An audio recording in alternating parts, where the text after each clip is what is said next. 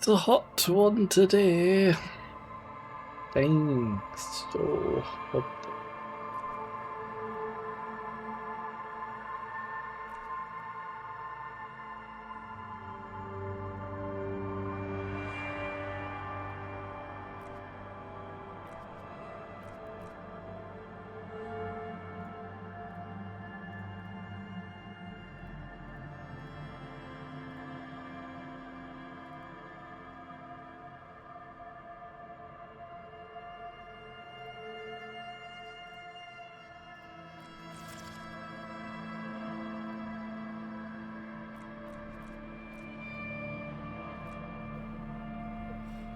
Okay.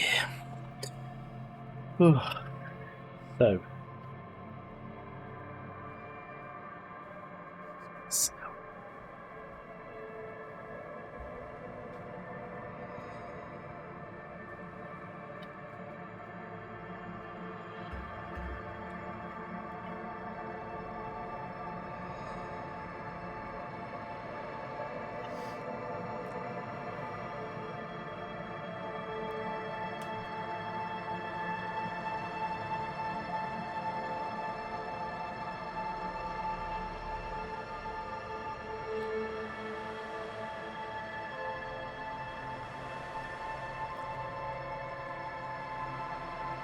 So today I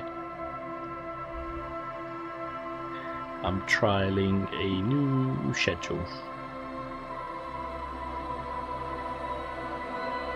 of Tuesdays being story game. So today is one of my favourite games of all time, Disco Elysium.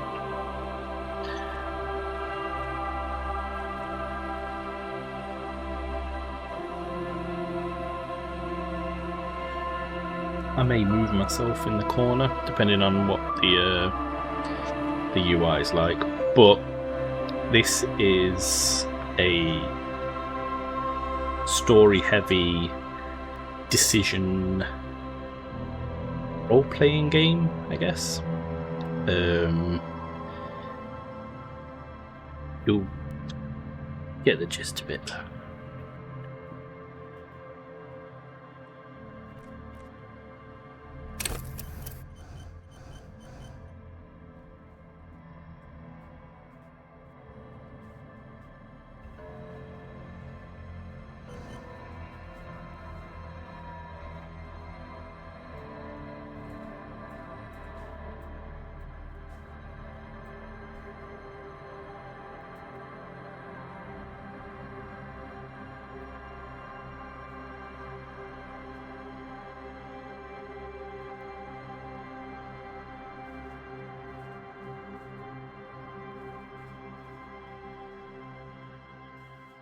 Just setting up something, I say.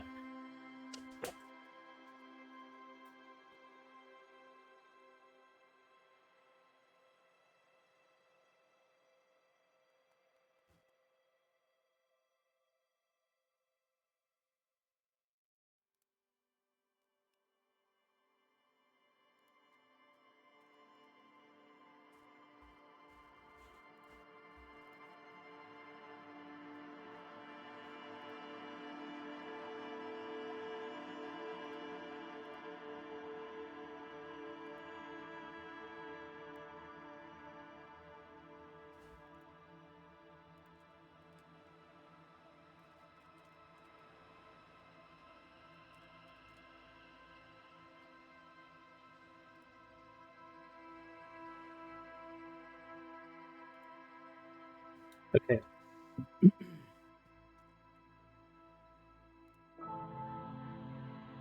Yep.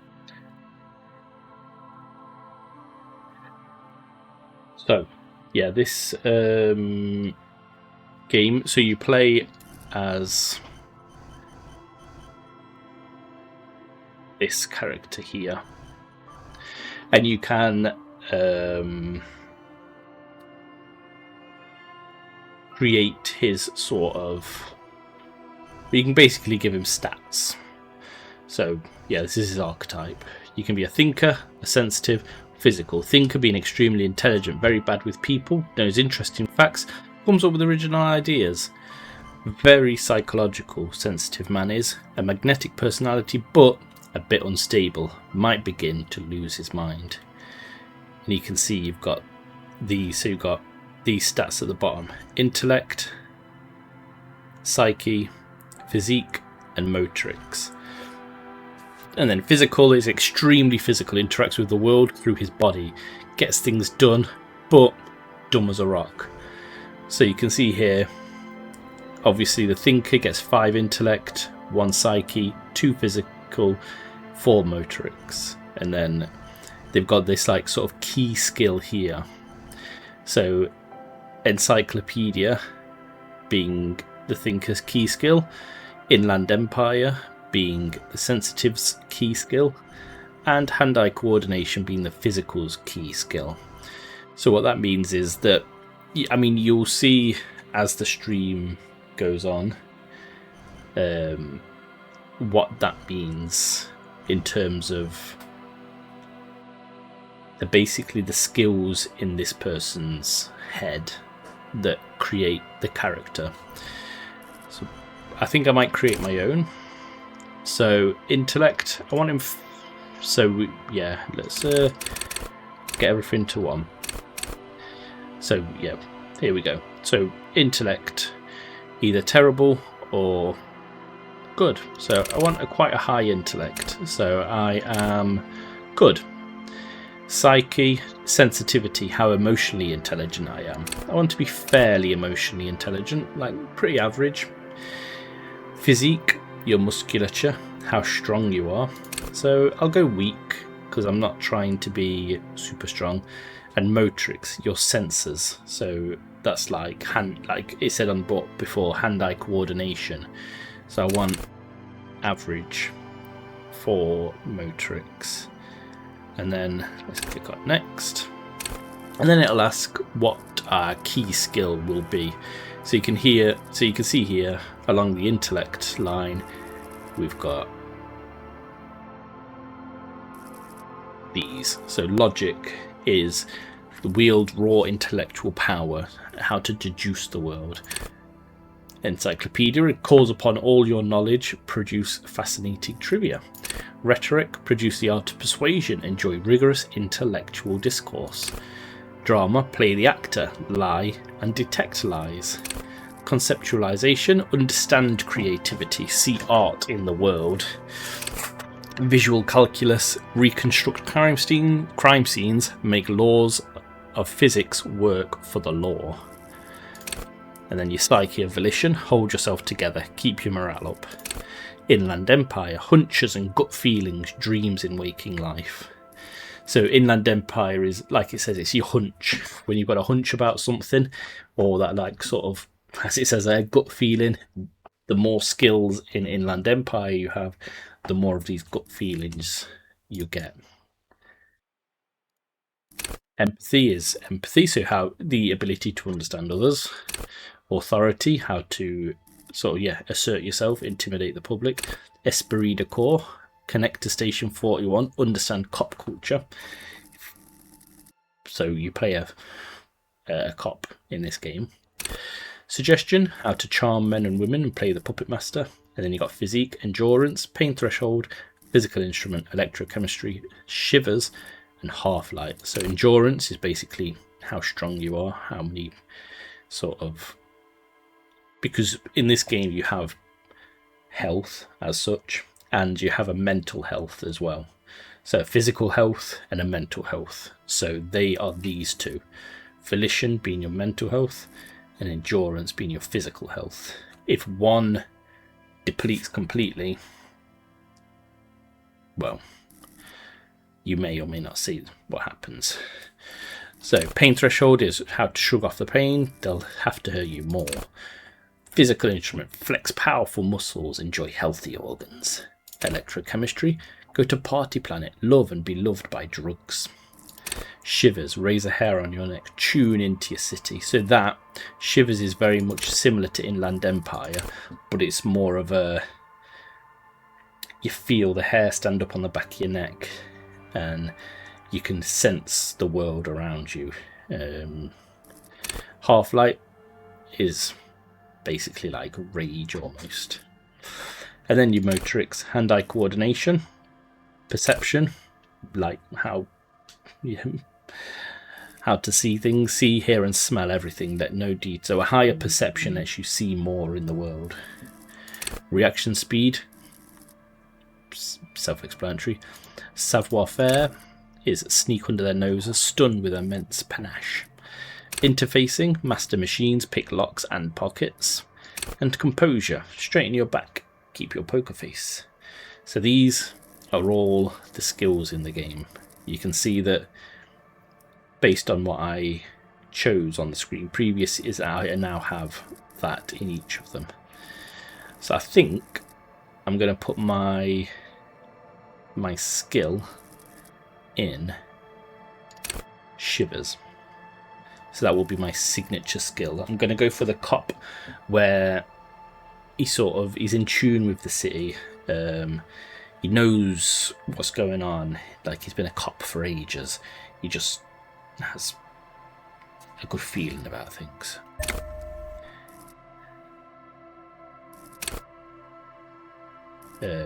Yeah, so you can see here there's a little crown, and then it gives it an extra point. So let's confirm, and let's start.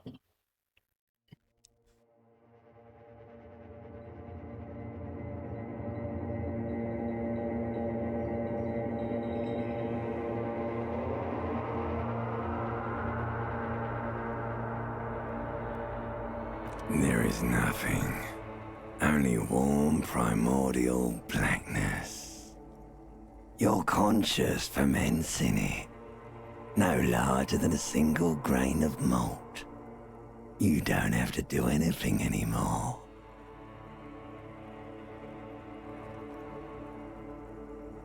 Ever. So there is full voice acting in this game, but there is a lot, with it being an RPG, there is a lot of talking. But you can see these buttons along the side. So you click on the one on the left, you can see my stats. The one on the just below that, the little book, is my current tasks. And then I have these buttons so I can cast a vote, or yeah. So I think that's how it works.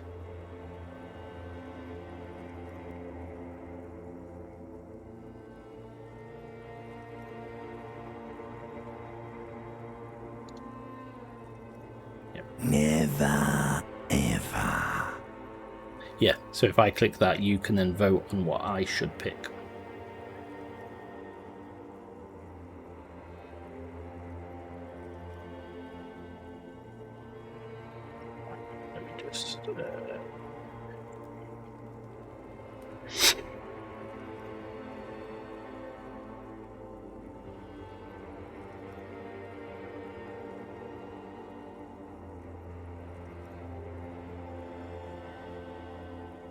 Okay, yeah.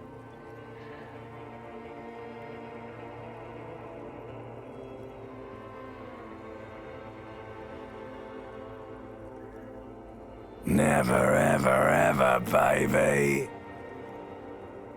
Let's just simply keep on non-existing. An inordinate amount of time passes. It is utterly void of struggle. No ex-wives are contained within it. What was that about the X something? An awareness creeps up on you. A mass lies hidden in your dead angle, soaking in some lurid acidic sauce. It's bloated and shameful, a ball of meat surrounding you. This is a terrible line of questioning, and it will only lead to more awareness of the meat thing. Okay, let's There. go back. No ball of meat. No light in the formless nothing. Just nice women. How about you cough up some more of that sweet... Coming right up, sir. Smooth passage. Actually, I want to get off now. I like the pain and burning light. I want things and people who don't want to give them to me. Do you really? I do. Let me off. You wouldn't like it if I told you what was back there. Why'd you think you had to bludgeon yourself into oblivion? Or did you not sense yourself marinating? Poured so much on yourself, got a bit carried away, did we, Chef? Fear and apprehension. You should ask what's out there first. So, this, as you can see here, is a different voice, and it's got a name. So this is one of those skills now talking to you. So it's called a thought cabinet. So all those skills make up the thought cabinet, and they can talk to you. So, and what happens is it rolls. For some, like this easy success, you can see here, it was easy. I rolled a 9, so it's super easy to succeed. Essentially the game rolls 2 dice in the background for these passive checks. So 2 d6 dice are rolled and then added with your score of what, like, how many points you have in that stat. So I needed an 8, I got a 9. So it just, like I say, that was a passive check. So Inland Empire now speaking sort of in his head, like that sort of inner thought in your head. You should ask what's out there first. There's this giant ball there. An evil apes. And the evil apes are juking it out on the ball. You're one of them. It's basically all just evil apes juking it out on a giant ball.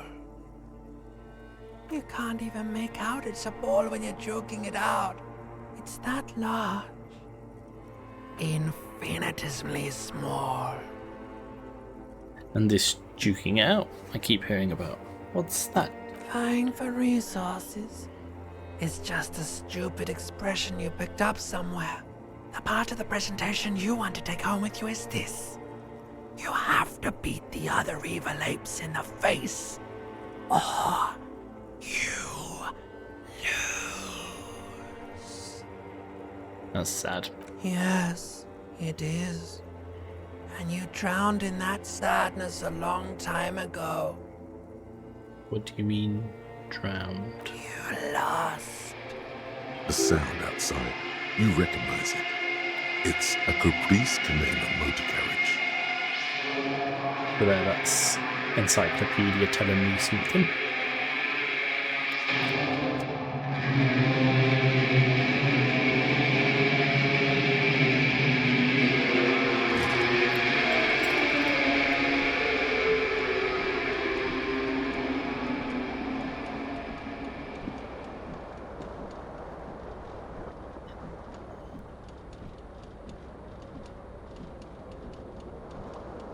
Just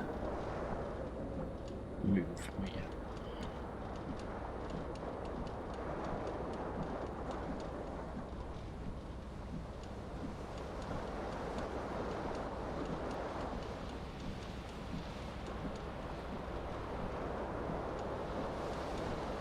Should I go up?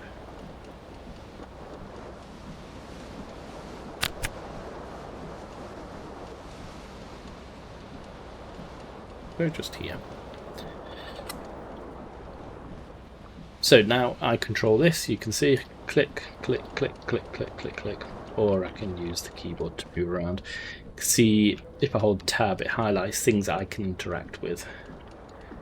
So you can see here, I'm just wearing pants and socks, and he's holding his head. So let's click on my trousers, and I can pick them up. And automatically, if you're not wearing anything, he'll... You hear a jingle. keys are clinking in the pocket of your flare-cut pants. It says whirling in rags on the aluminium keyring. There is a single key on the ring.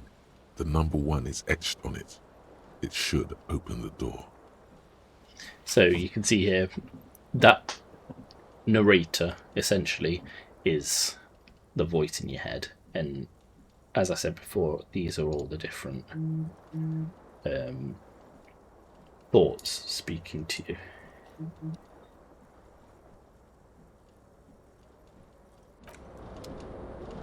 Okay, so I can see my jacket there.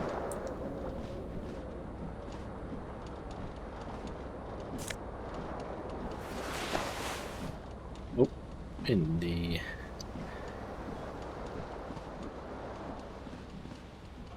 bathroom. You see bottles in the bathtub, wine, beer, and sweet liqueurs. So if I look at this, you can see now I've got my jacket, which gives me a +1 to a speeder core. I have a shirt, just a white satin shirt, which gives me +1 to conceptualization, but -1 to suggestion, because yeah, nobody's helping you. And then flare cut trousers, so I get +1 to electrochemistry, but -1 to savoir faire, which if we sneak under their noses.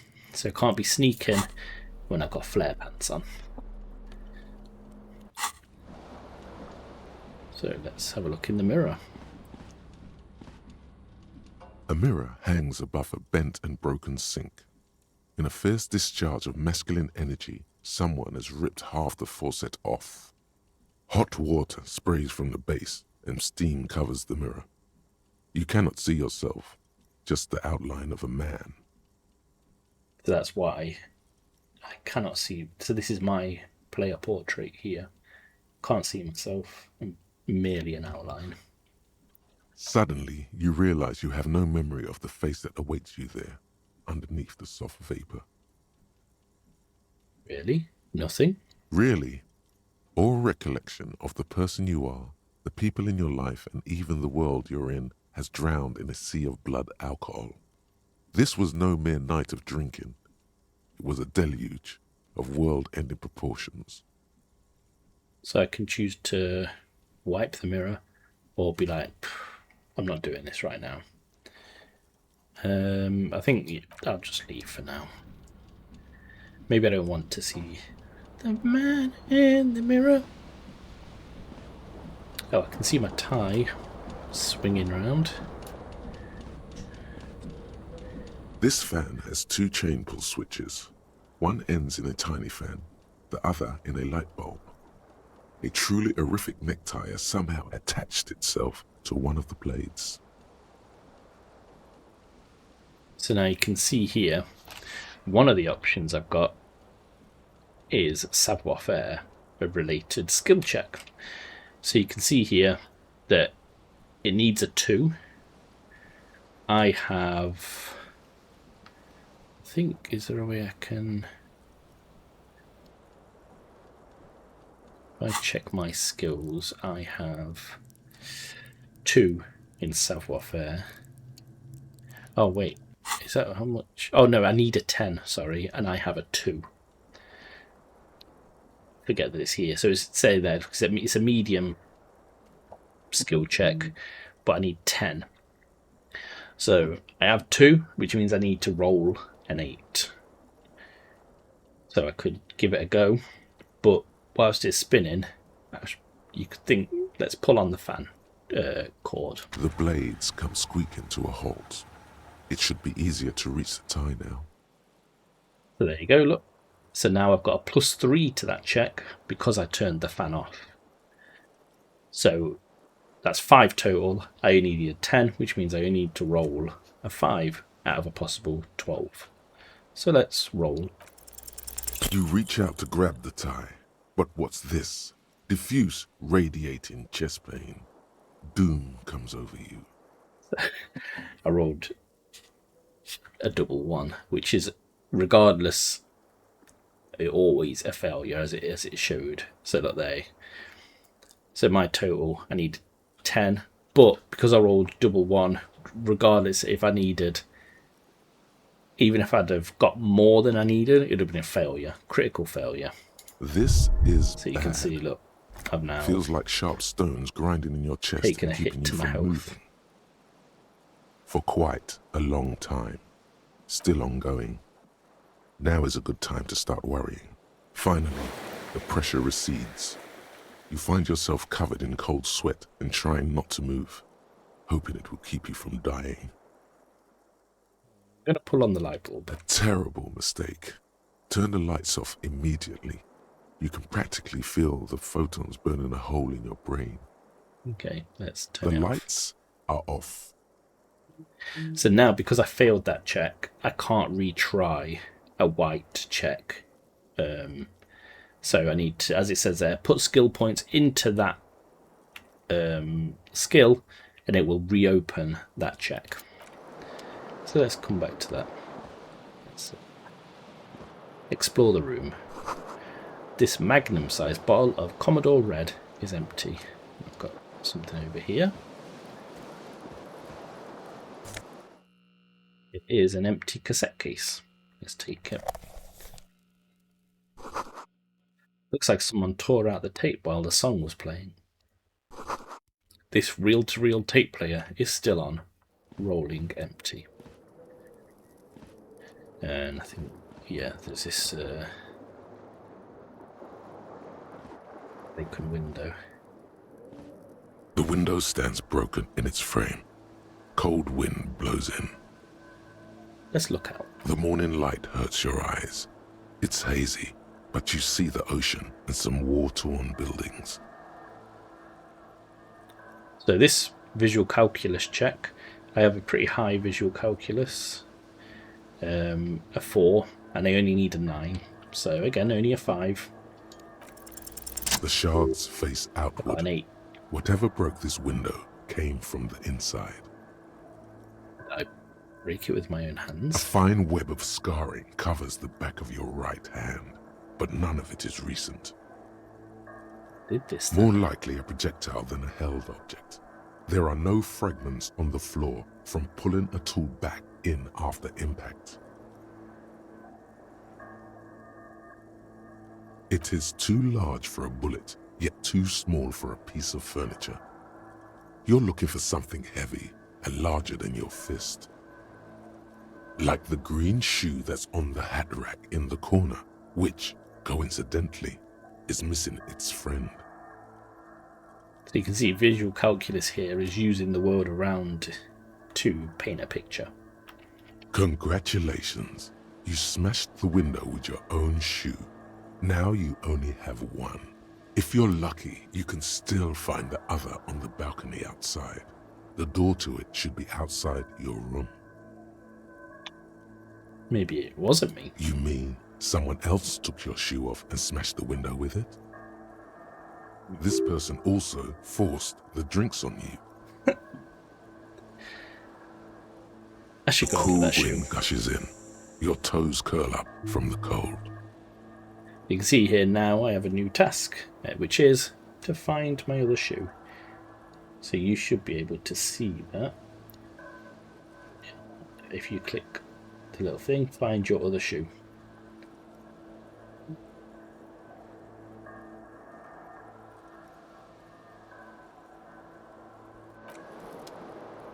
Well, now that I know my shoe, one of the shoes is here, I can pick that up.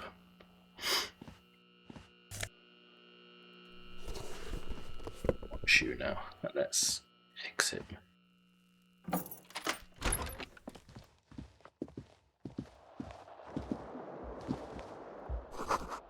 Something on the table. 40 cents. And here is the door. The smell of the sea makes you dizzy. Yep, here we go.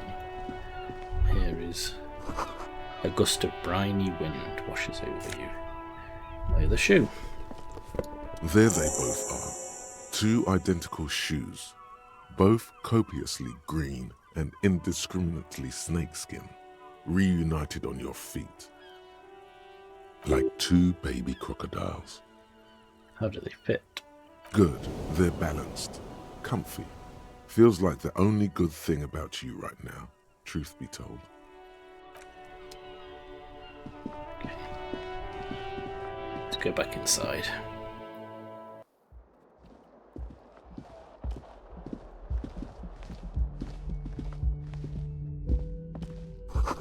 The calendar says it's March and the year is 51. Speak to this lady. The young woman raises a cigarette to her lips. Her eyes are brown and her face is speckled with birthmarks. She can't be more than 28.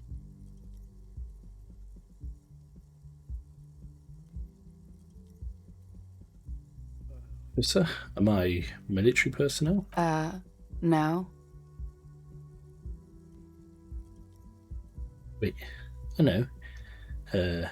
I'm a businessman, chief executive officer, right? The young woman shakes her head slowly. Okay, chief technical No. officer.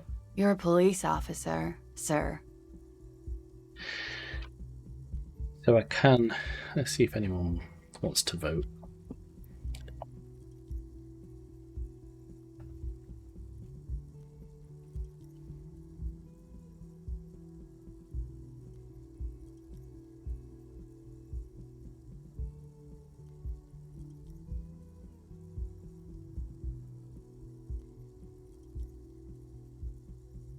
Okay, I'm going to go with banning that person first. I am, yes. Are you Unless sure? you've been feeding us a set of very well-rehearsed lies all this time. All this time? You've been here for 3 days.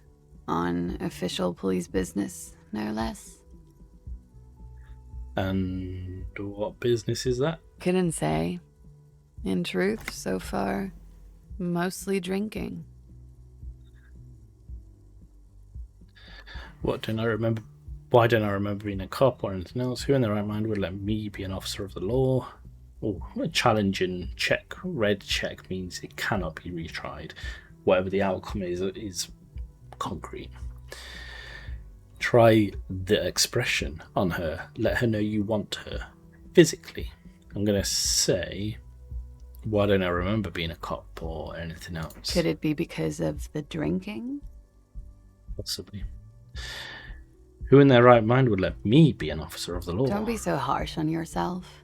They let almost anyone be a police officer. I'm not going to choose this one. I would never pass it. I need 10 or up. It's just not going to happen. Plus, I'm an officer of the law.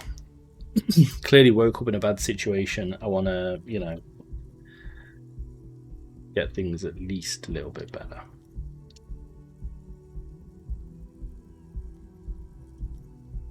Of course. Be careful, officer. They don't like the police around here.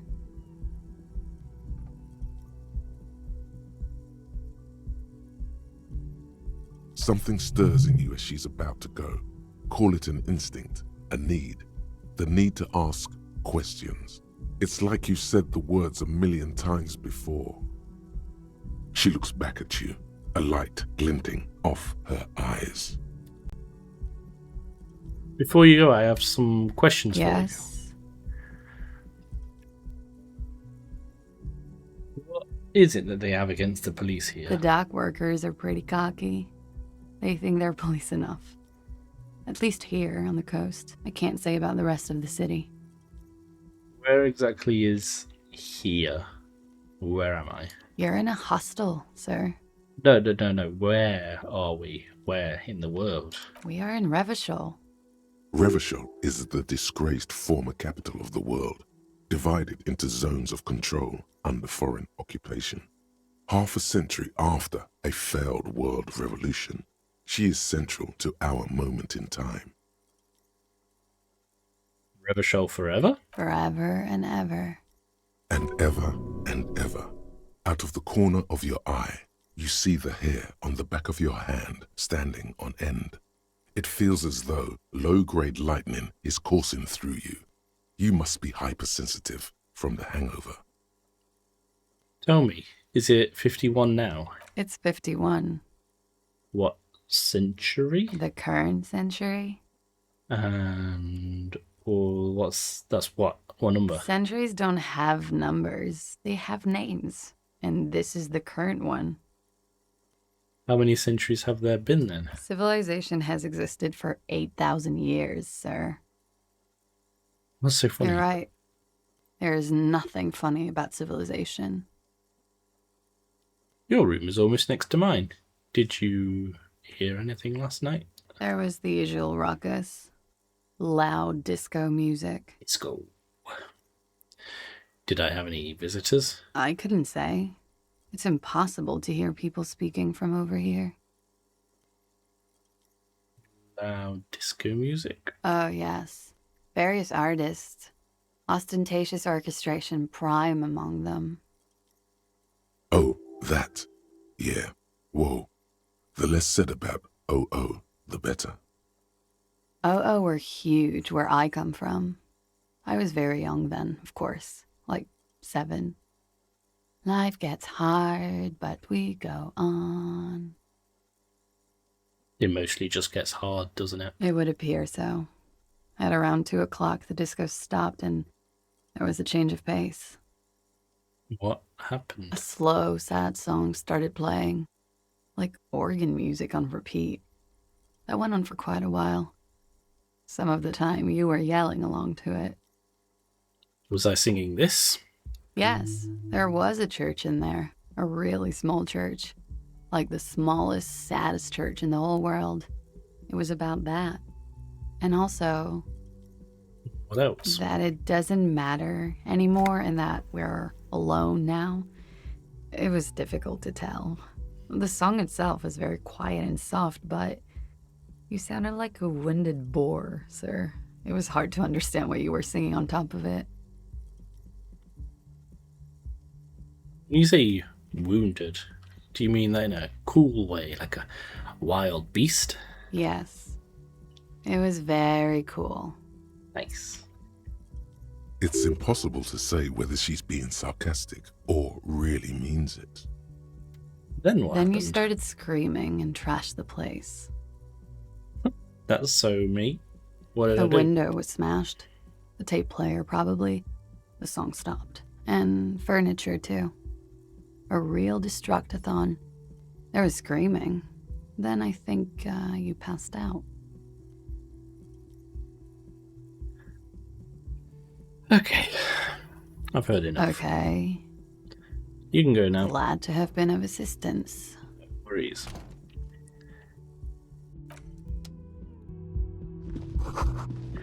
Looks like she left a nice long stub in the ashtray. It's still smoking.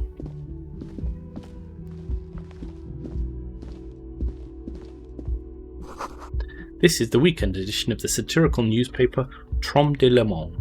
Oh no, just Trom Le Monde. Trom Le Monde. Trom Le Monde. Trom Le Monde. Oh.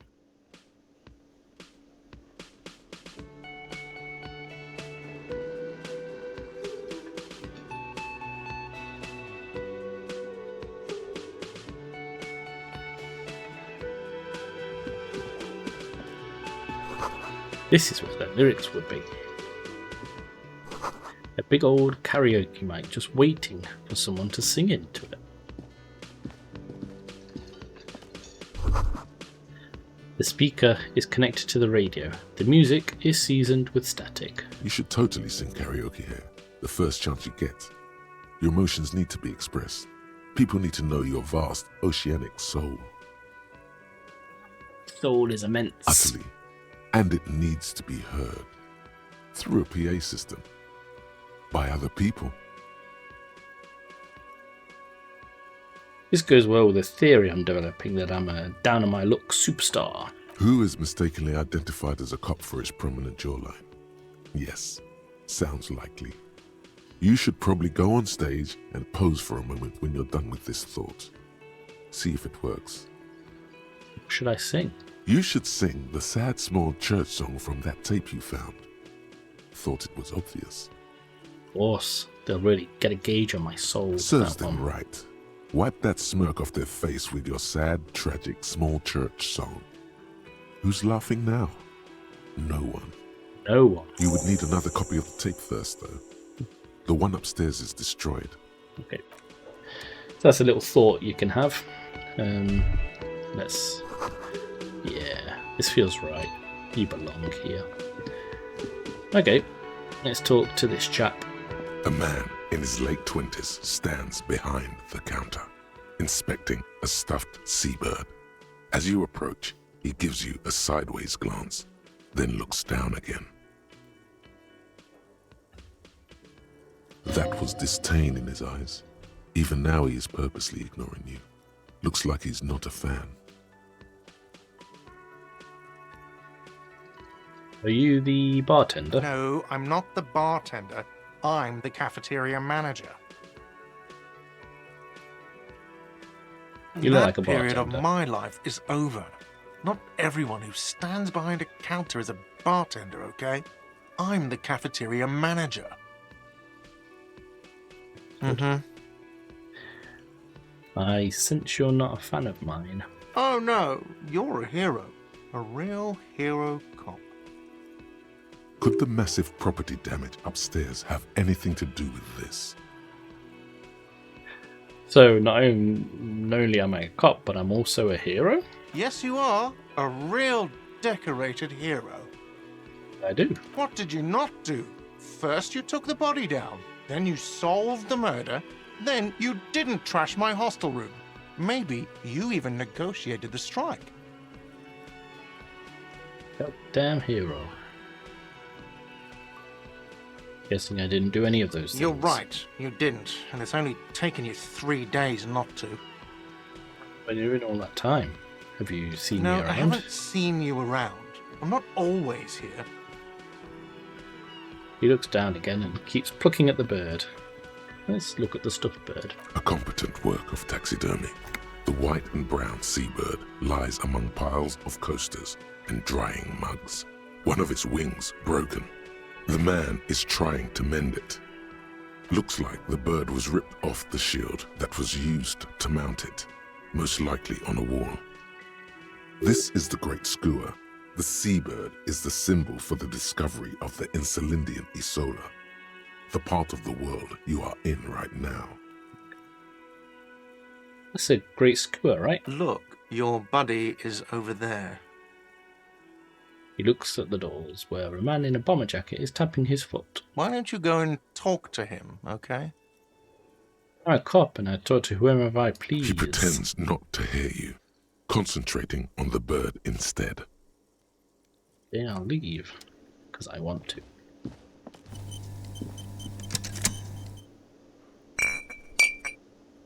So now you can see I have one health. One sort of charge to heal 1 health. This is a water cooler, a large bubble rising. The menu has been wiped clean, only the word Monday is written on it. A woman's hand wrote yesterday's menu, today starts in a man's handwriting. The soft purr of an electric juicer comes from the kitchen. Someone is working. The door is bolted. A sign reads, kitchen reserved for personnel until 1300. So we got around. Whoop. This man snoring away. This. A bottle of rum has been knocked over. Beautiful, dark liquid is spilling out. A man is sleeping at the table wearing mud-caked boots and rolled-down overalls. The back of his shirt reads Wild Pines, encircled by a logo with a tree. On the counter, rolled out of his open hand, you see a blister pack of headache medicine. Pick up the pills. The man does not mind. You probably need them more than he does. So I can do a white check to try and wake him up, but I've got 2, I need 12, so 10, 11, 12 will win. I'm going to do it. It is a white check, so I could retry it if I can put a point into physical instrument, but yeah, fuck it. You gently shake his shoulder, but nothing happens. This man could probably sleep soundly in a ship's engine room. Leave. Let's go talk to our friend.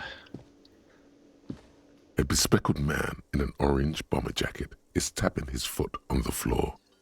Looks like he's waiting for someone. As you approach, he narrows his eyes and extends his hand in greeting.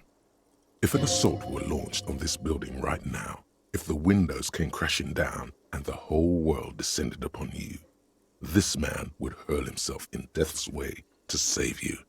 You are sure of this, but why? Who is he to me? He is your half-brother. Hello, I'm Kim Kitsuragi, Lieutenant, Precinct 57. You must be from the 41st. You realize he's waiting for your name.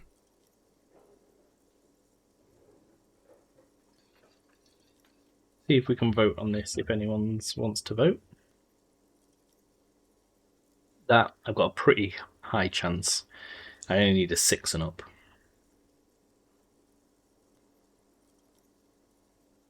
Let's try it. Concentration makes you squint your eyes. Your name should be deep gold and orange, like a forest fire looming on the horizon, but mixed with the stench of liquor rising from your breath.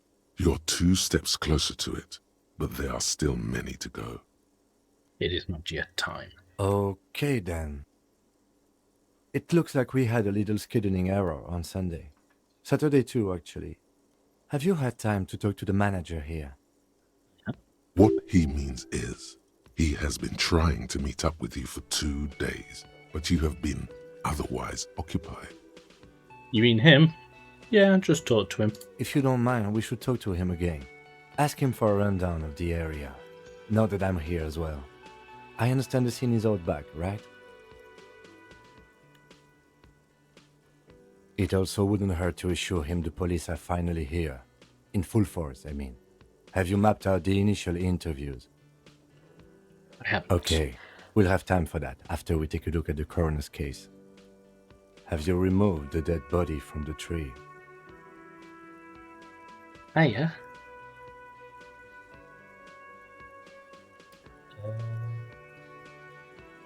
So we can sort of decide what kind of cop we're going to be. Are we going to be try and be better?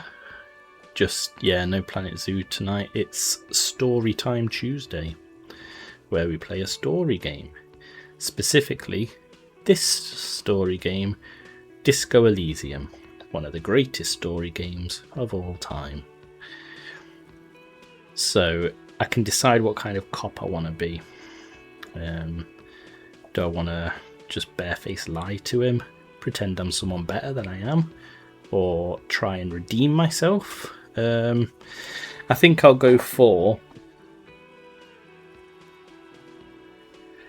the redeem. So I know that I've failed.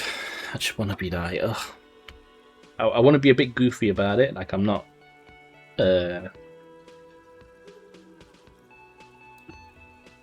super serious, super serial, but you know, I'm hold my hands up, you know. Dead body? Mm-hmm. No. So, the body is still in the tree. This is the first time you detect a weariness in the lieutenant's voice. It is obvious he would have preferred for the body to no longer be in the tree. Where it has been hanging for 7 days straight. We should go there as soon as we are done talking to the owner. I can't remember anything. I can see you drank last night and the night before, and that you are still drunk now. But I have seen officers go through worse. much worse. If you need something for your headache, there is a general store nearby. But as I said, the dead body should be our #1 concern. We're supposed Talk to to the again? manager. Then we go out back and take the body down. After going. you, officer. If you're about to embark on an investigation, shouldn't you have a badge? Wait, shouldn't I have a badge or something? You mean you don't have a badge?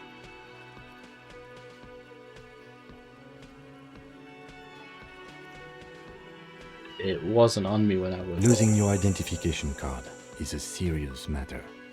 My vehicle has a shortwave. You can use it to report your badge missing.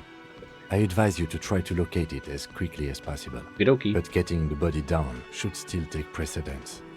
So, right. What's this? The Royal Pinballing Machine is unplugged, and a sign reads "Mess Hall reserved for Union members. Doors open 1600."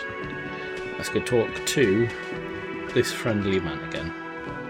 The man with the unimpressive beard notices you approaching. He drops the ledger he was holding and turns to the lieutenant. Mr. Gart, right? You run this place. Yes. I am Kim Kitsuragi from Precinct 57. This is an inter-district investigation, so joining me from Precinct 41... He looks at you, realizing he still doesn't know your name. A little thing should pop up on your screen. I don't know about mobile, but you can vote, potentially.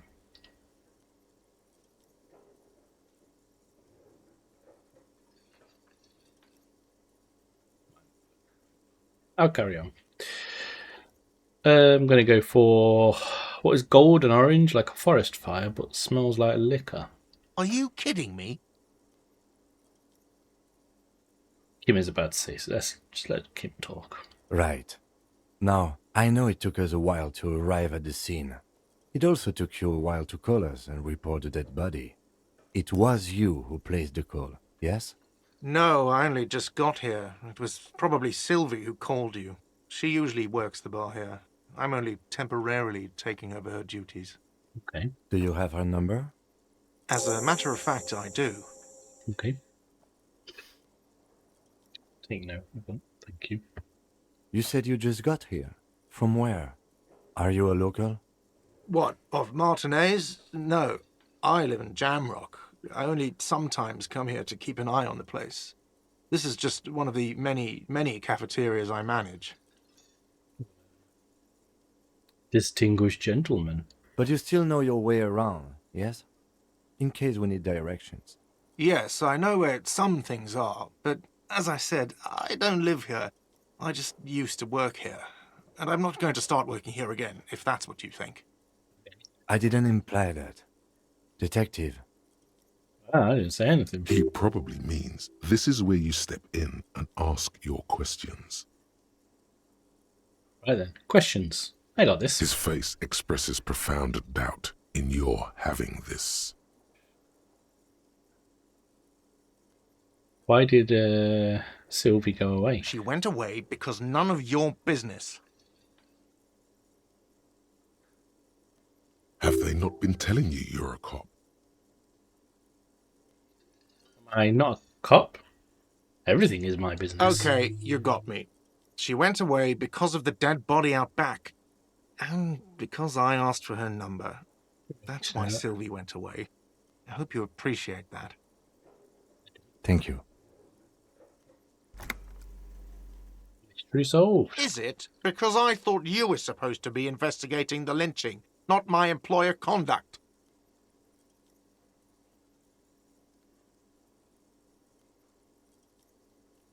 Shall I cement myself as a feminist early on?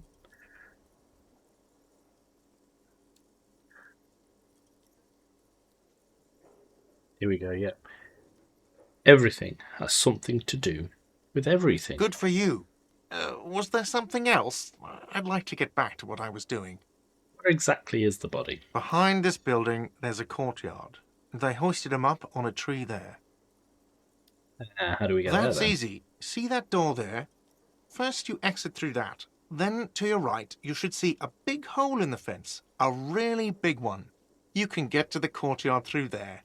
No need for the keys. The hole is big enough for the Franco-Nigerian cavalry to fit through.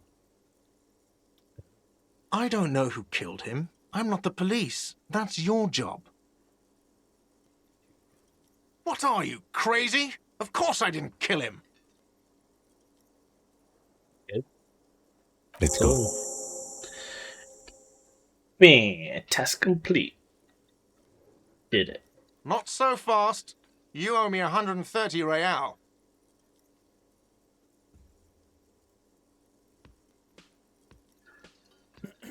What's real? Oh, excuse me. You owe me 130 real.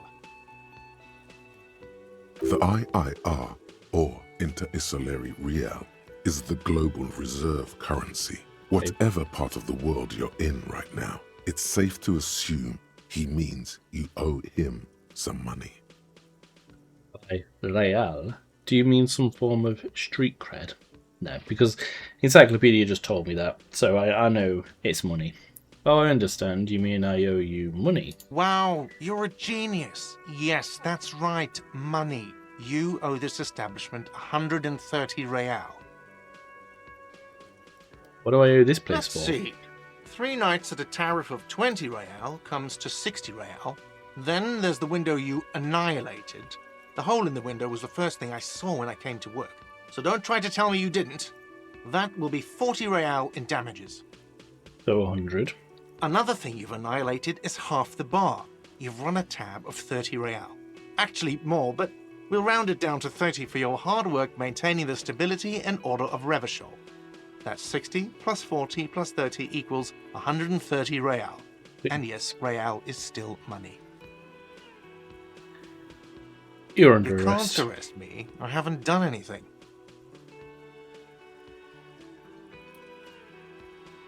Yeah, I'm going to stick it to him. Did someone order a vague, farcical reading of the law? More than one pops into your head. Refusal to aid an officer of the peace. You are impeding me from carrying out a murder investigation with your inane requests for money. But it's not inane. You owe me money. It is cruel of you. A man has been killed. File a request for compensation with Station 41. We need to work now. Exactly. Okay, you'll only have to pay for the window and the drinks. That's 70. I'll get the rest from your stupid station. I have no memory of drinking them. But I'm not paying for the drinks. The ledger does. The ledger has a memory. The drinks are non-negotiable. There's no way your station will pay for them. I won't pay for the Fine, window. I'll take it off the bill. You want to sleep in a post-apocalyptic shithole? Go ahead, but I'm not giving you another room. No, not cool. You still owe me 30 for the drinks. If you don't have it by tonight, I'm not letting you back up there. That's enough now, sir. Good day. Yeah. Good day, sir. You win nothing. I said good day. By the way, where is home? The address is coming up blank, and this place sure isn't it. One. But you've been at this hostel cafeteria for only 3 nights. Where were you before? You had to be somewhere. On Marble Hill. Why did you say that? Lieutenant Kitsaragi, do you know a place called Marble Hill? No. Oh. But isn't that an expression, not a place? A saying. Up on Marvel Hill, a great high place. One that is impossible to climb back to. That doesn't sound like somewhere you can stay if you run out of money. Could I trace the way back somehow to the exact street, the exact number on the You building? can try. Run some addresses in your head when you get the time. Okay. Maybe a street or an apartment will appear.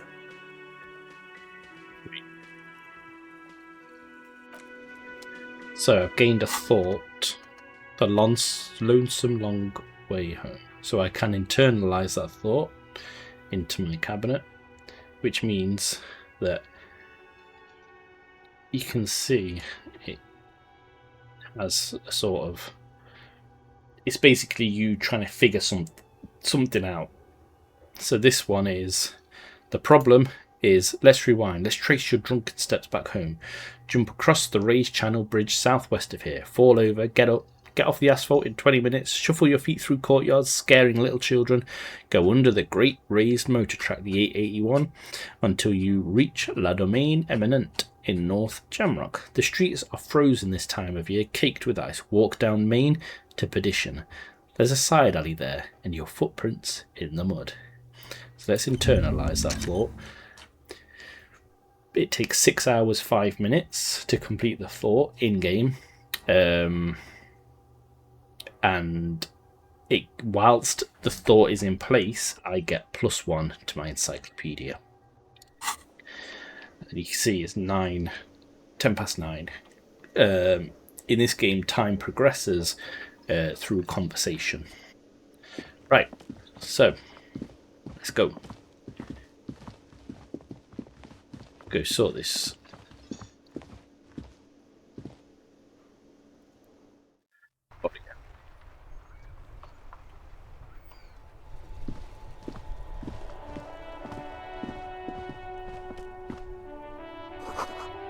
Rue de Saint-Germain, 8B. Something to look at here. An old call box with a matrix of push buttons lists all the companies in the East Delta Commerce Center. Main hall, building A. An off-key melody starts playing after you ring the doorbell. Then a woman picks up the receiver. Kuno, please stop calling here. Grown-ups don't have time for your stupid games. Who's Kuno? This is the police. Please open the door. Oh, I'm sorry, officer. I thought you were...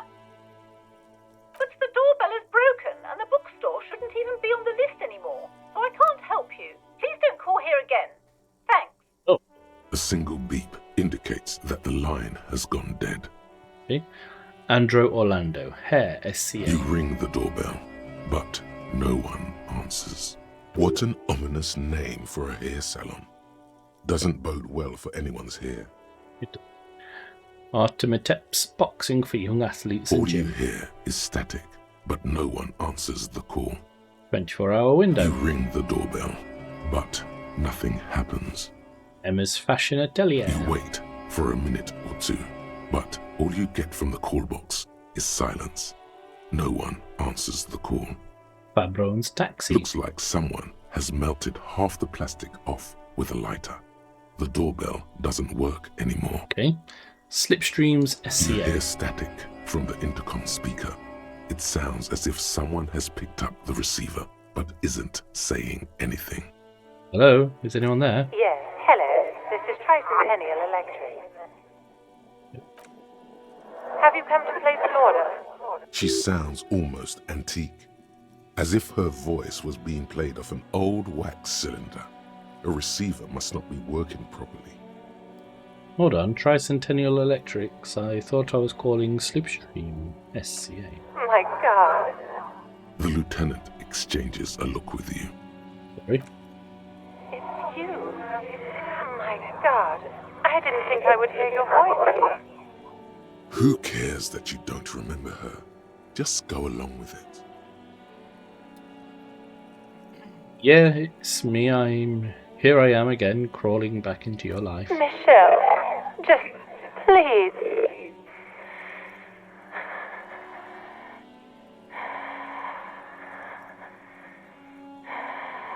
Why did you even call? I don't understand. You've been gone for months. I thought you didn't care. Of course I care. It's just that I've been going through some tough time. Ever since I came to work here, it's been different. As if my mind's been wiped clean. A spot of static overrides her words. When she speaks again, it sounds like she's submerged. It's so nice. It's so nice to be able to finally forget. Forget about what? She sounds like she's about to cry. Oh God, please don't She cry. doesn't answer. so nice about forgetting? Silence. The only thing you can hear now is static and waves washing ashore on the bay. Fuck. You press the number sign on the keypad that terminates the call. 12 name cards on the call box read. Fortress Accident. Silence. No one's home at Fortress Accident. Revachol Ice City. Silence. No one answers the doorbell. Okay. Main hall, building B. Whirling in rags. Nothing happens after you ring the doorbell. They don't want to talk to you. East Delta Pinball. Silence. No one answers your call. Empty card. This button looks new, but someone has removed the name card. Nothing happens when you try to ring it. Huh. This button looks new. It's probably not connected yet. Let's leave. Right. Oh. You Sorry. see a set of tire tracks in the brown slush that covers the plaza mosaic. Looking at Cop this. habit. You look at everything. This isn't case related, you think. Kind of vehicle drove through here. Hard to say. Your vision is blurred and you're having difficulty concentrating thanks to your relentless hangover. So I need 7 and up. Let's do it. No, these tracks are not interesting at all. Let the street sweeper just sweep them away. Okay. Let's go through here then.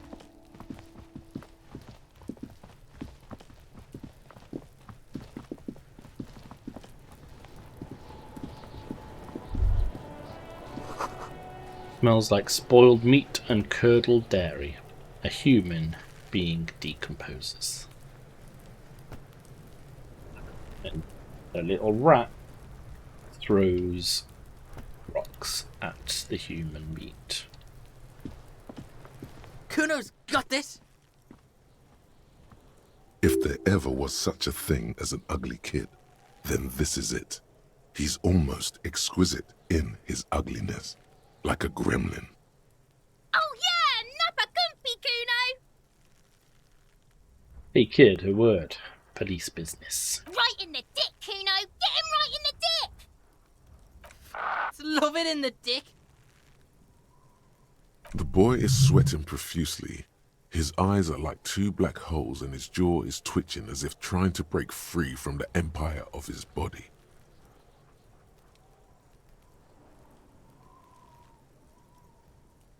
Stop throwing rocks at my crime scene. Fuck that! Kuno, yeah! Right in the mouthhole!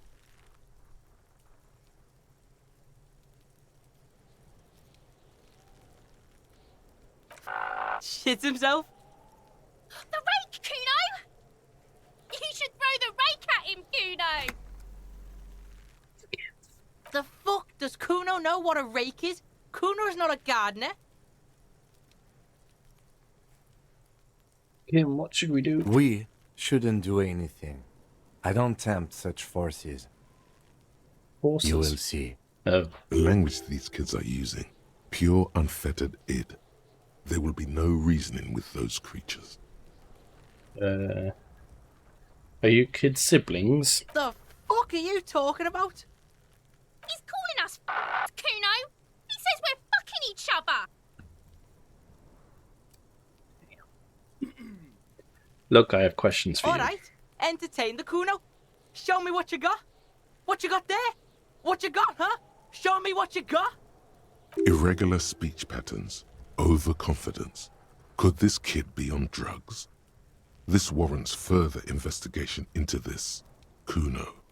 The body, what do you know about it? Shitload pig. What's your question? Don't tell the pig shit, Kuno!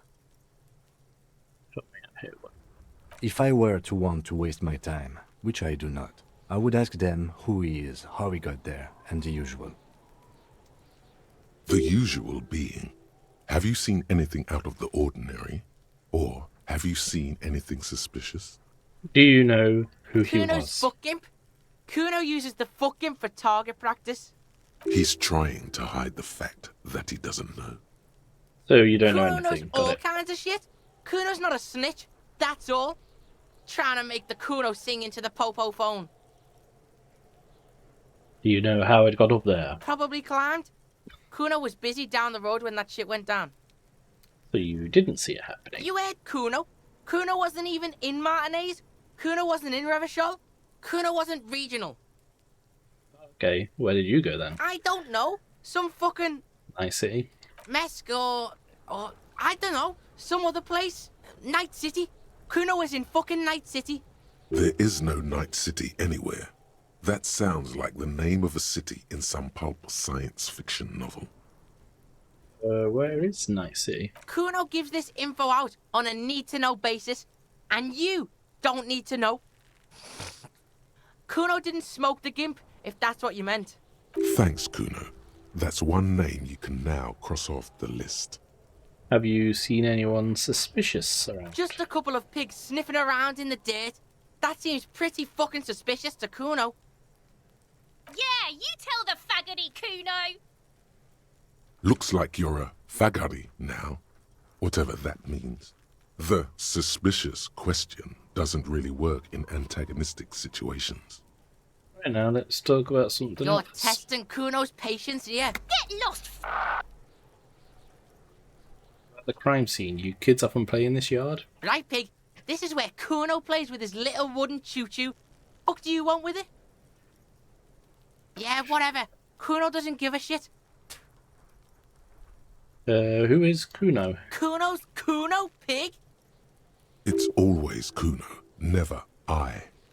Clearly the kid's using the third-person perspective as a shield. That sort of gang name? Yeah, Kuno's in a fucking gang. In a bang gang. Kuno bangs for Maggie, bangs for Mazda, bangs for Revachol. Watch out, Kuno! He's trying to fiddle you! He's gonna put his hands on you! Help! Pig's got Kuno! Help! Rape! Fucking Kuno. Help! He's got the Kuno, help! Not doing anything. Everybody, please! He's digging his dick out! Escalate, Kuno! His dick is out! You're afraid! Pigs in here, Kuno! Somebody, please! It's fine. How did we get here? How did this happen? This makes no sense. There may still be a way out. Just appeal to his reason. Who put you up to No this? one? Kuno's doing this because he likes it, pig. This is where Kuno establishes dominance over you. Change of plan. You can't let that happen. It will make things harder down the line.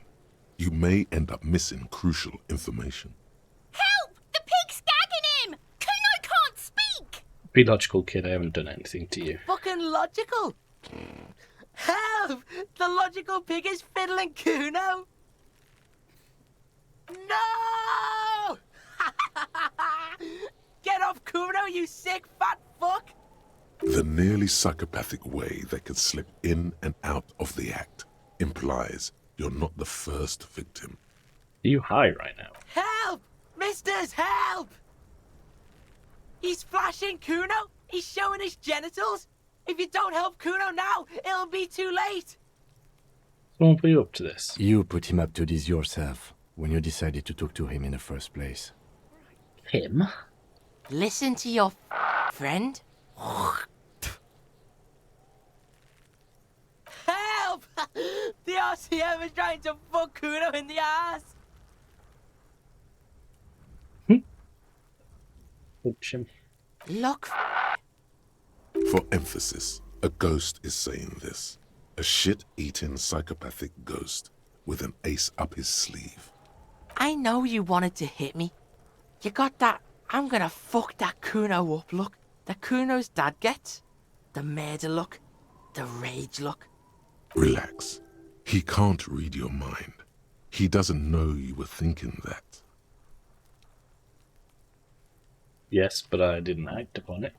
I was just a fantasy. I know what you thought. I'm gonna fuck that Kuno up. I'm gonna shut that shit down.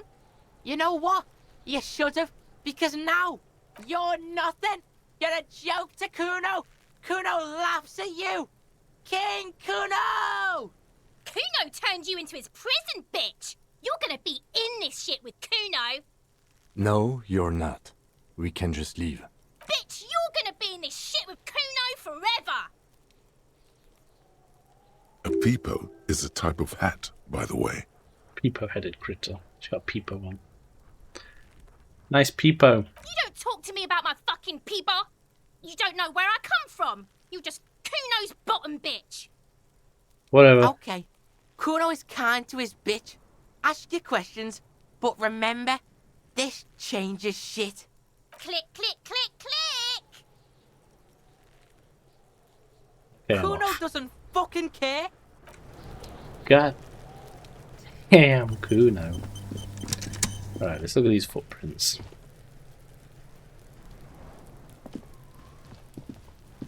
There are several footprints in the mud, left by work boots. Anywhere from 6 to 12 pairs have walked here. So, okay, I could try to visualize these footprints. I'm blocking Kim. Maybe I just become me.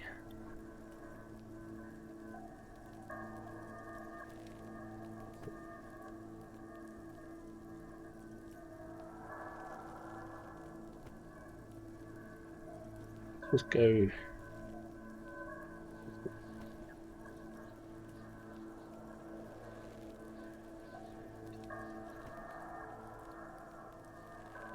What kind of boots? Heavy workers' boots with reinforced toes and hobnails all over the yard. If you need to see the, I can always move that door. Ooh. All that's down there's the time, and actually, you don't need to know this bit. Is there you go. We'll move across here because these are just the menu buttons.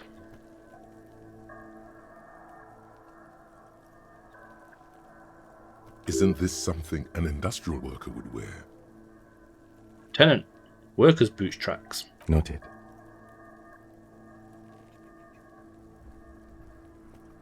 I can try it again if I fail. So let's try it. What do you think you are?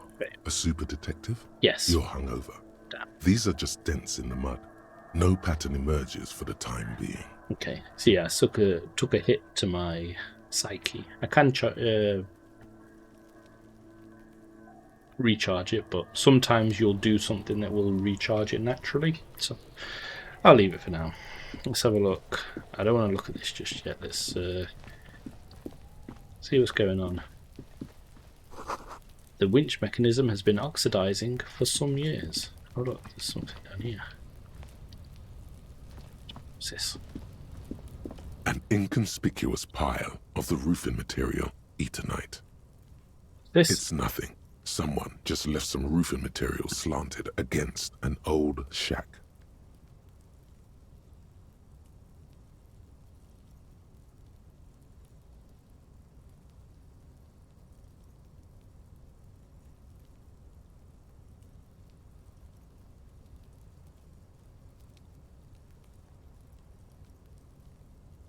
Why am I looking at this pile of roofing material?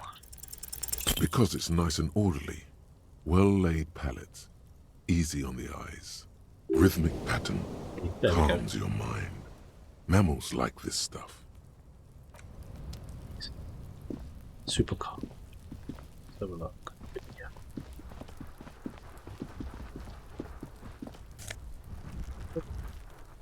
Some magnesium and a bit of money. Ding. I've got 60. I need 60 cents. I need 30 real. Someone is trying to grow herbs in this greenhouse. This kid's ladder is rickety, but still climbable. The ladder is for kids. It wouldn't hold the weight of a grown man. Bit of foreshadowing, maybe. Let's look at the body. The corpse looks at you with bulging white eyes. The face around them does not look human. It's swollen and ready to burst. His lips are fish-like and his tongue like a ball gag in his mouth. You seem to be holding your breath. Yep.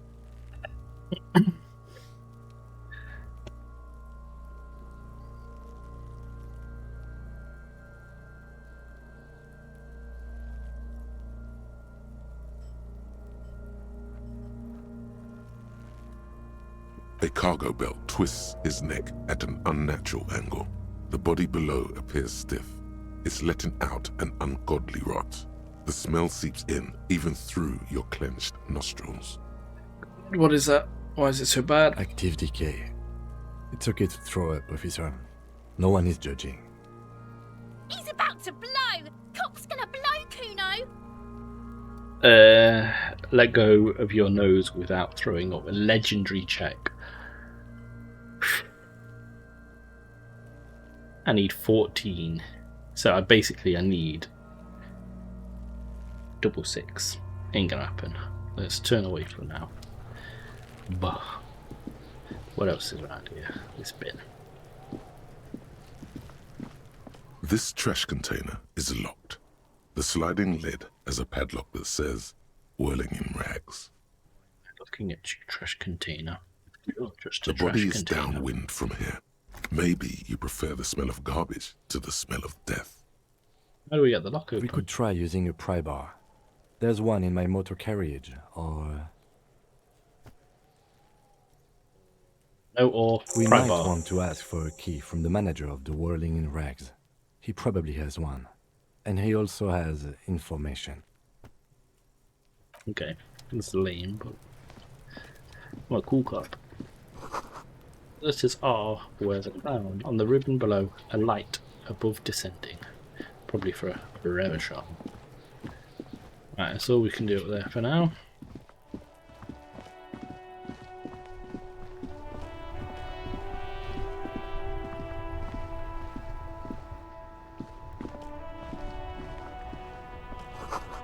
The street sign reads, "Fuck the police.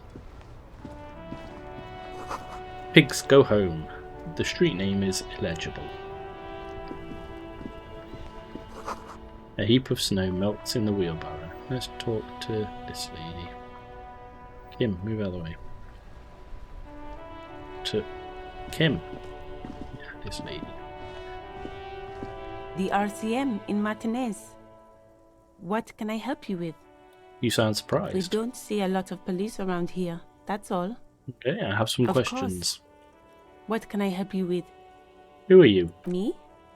I am just a gardener. Good to meet. Actually, what are you doing here? I'm working. On what? I have a greenhouse in the yard there. I've been trying to get some work done. Well, as you probably know, there's a corpse hanging from a tree there. It smells pretty bad, so I have Smells to take pretty breaks. bad. Don't worry, miss. We are here to clean it up. You can get to work soon. Thank you. My head is about to explode from all the salts I've had to inhale. Is this fuck the police business? Excuse me? She's uncomfortable. Maybe you should drop this line of questioning. Never She mind. shifts in her seat awkwardly. We need Of course. directions. Where to? What do you mean? I'm a bit disoriented. This is Revachol, right? Yes, sir. District of Martinez. This intersection is called Roundabout North. He knows where we are. He just wants directions. It's up the north.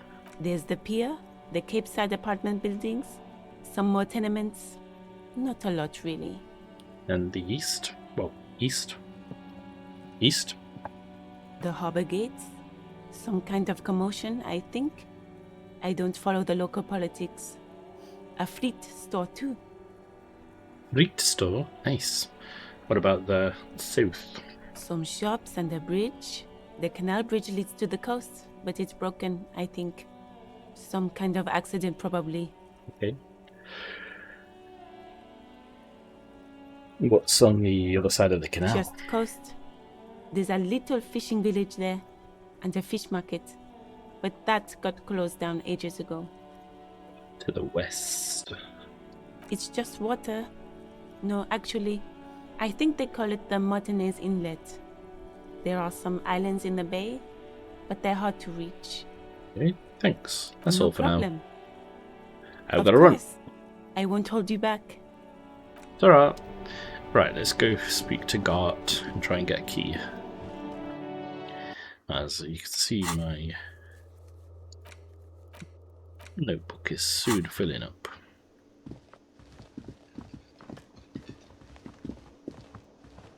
Can I help you?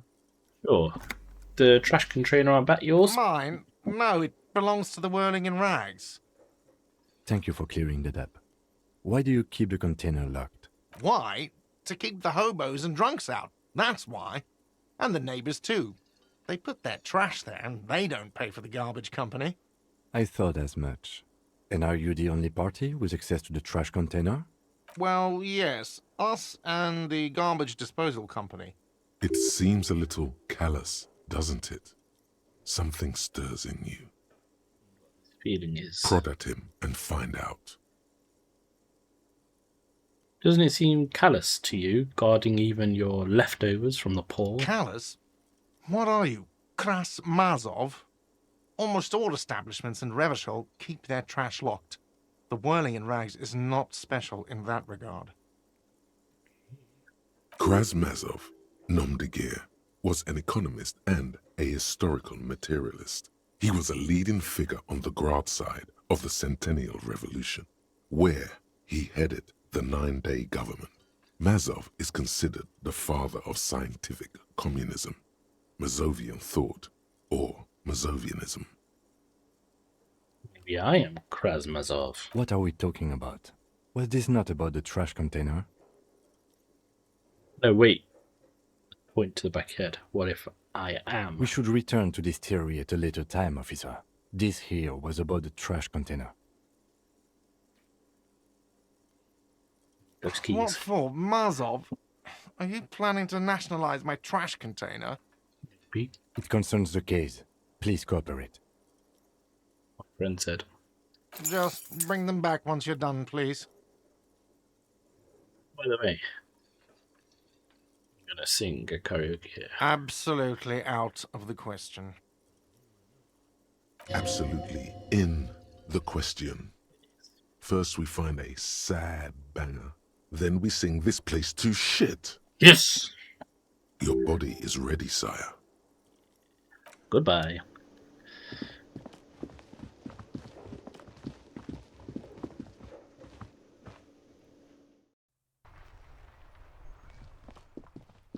Let us...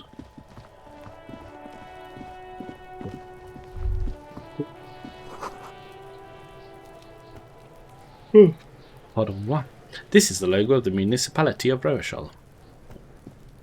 This trash container is locked.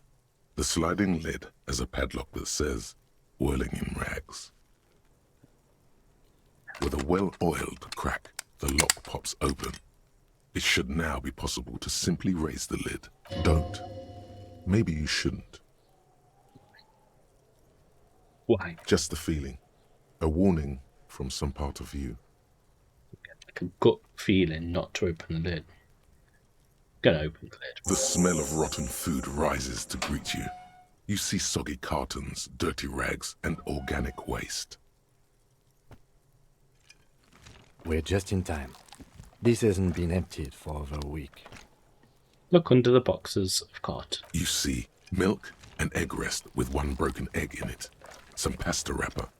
Picking up the soggy packages somehow feels familiar. A box falls into pieces in your hands. Batiste Soleil cereal. There are plastic pasta packages below. And turbo noodles. Nothing of note, however. Among the threadbare kitchen towels, something catches your eye. A pair of denim trousers. Ooh, grab As them. the legs of the slime-covered jeans begin to unspool from the garbage, a rank corpse smell fills the air. The victim's clothes? Cadaverine odor is faint. If these belong to the deceased, they were removed when he was still in the early stages of decay. Okay. Drop them in here, officer. Bag. Guitar marked blue jeans. Pockets empty. or emptied. He wore them with a belt, too, a white belt. The loops appear stretched, but the belt is missing. That's it. Do you see anything else in there? I have another bag here. Something slimy catches your eye. A drab, long-sleeved shirt, olive-colored, appears from the food waste, dripping with pus. Again. This is a military-type overgarment. No label or serial number. This is the kind of rib-knit shirt that's worn over light armor to conceal it in an urban scenario. Anything more? The rest of the rags are just kitchen variety waste. A yellow old mug that catches your eye. But other than that... Thrown out towel, a mug, that's all. All right. We should go to Gart again and ask if he knows who put the clothes in the trash. It could be as simple as someone from the hostel cleaning the yard. Or that one. I'd advise against confronting that force. You think someone from the whirling might have been involved, maybe? Not really. All we know is the victim's clothes are in the trash. The lid was locked, and his establishment had the key. It's just a small loose thread. Okay. The lieutenant nods, then looks back into the trash container. Let's have a look through the food waste. It's just organic waste, cold and slimy on your hands. Apple and potato peels, mostly. Unidentified sludge, and the occasional chicken bone thrown in for good measure. But hey, what's this? A blue piece of plastic sticks out from the apple peels. It's shiny. Looks like the corner of something. Pick it out. Something larger. A clipboard. A blue plastic clipboard with moist papers hanging from it. They look badly damaged, but you can still make out forms and notes, written in a man's handwriting. Officer, is that your paperwork? I don't know what this is. It is. Look, the plastic has the RCM street grid on it. You've even got an autopsy form in there. If you don't mind me asking, how did this get in the trash?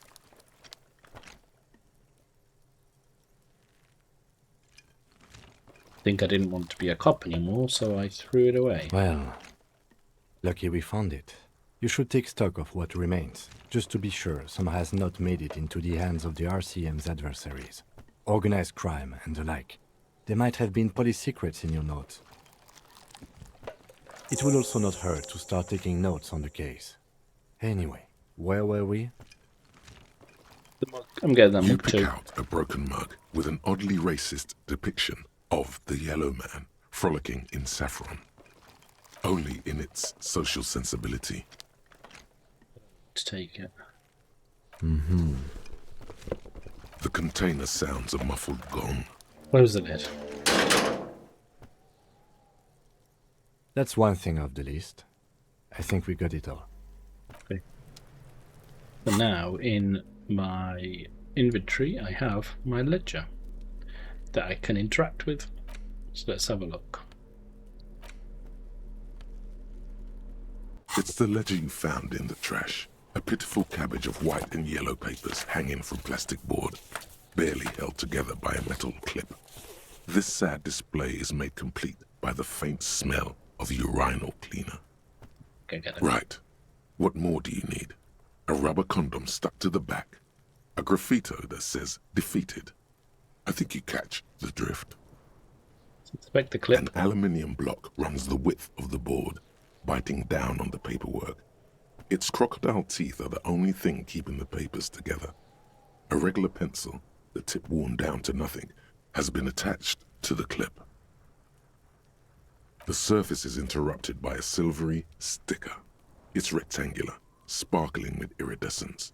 You don't know how you didn't notice it before. Hey, what's this? What? That thing. It's a halogen watermark. We use it for adding information to RCM property. Hint. It depends. Aside from an anti-counterfeiting stamp, mine has my station number and address. The information varies by date of issue. Maybe yours will have how many cases you've solved. How many years you've been on the force, he's thinking. It'll have that. How can I read Any it? capable light with the right wavelength will do. All RCM vehicles have had lights designed to reveal halogen watermarks. Mine too. Okay. This means you can read the watermarks if you just turn the lights on. That's all well. Thanks. Okay. While a bunch of sodden papers sag from the clipboard in your hand, it's a sorry sight. The white. They're not exactly white. They're yellowed in patches by sunlight and alcohol, and covered in dense blue handwriting.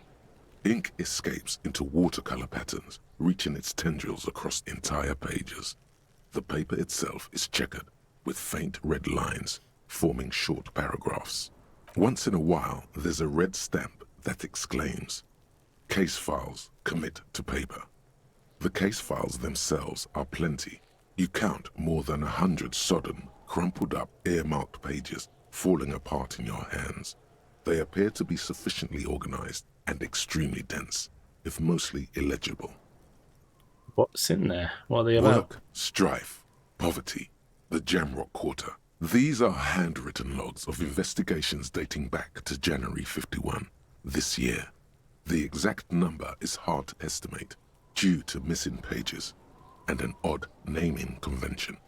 But there are at least 20, maybe 30 cases, undertaken, not completed, mind you.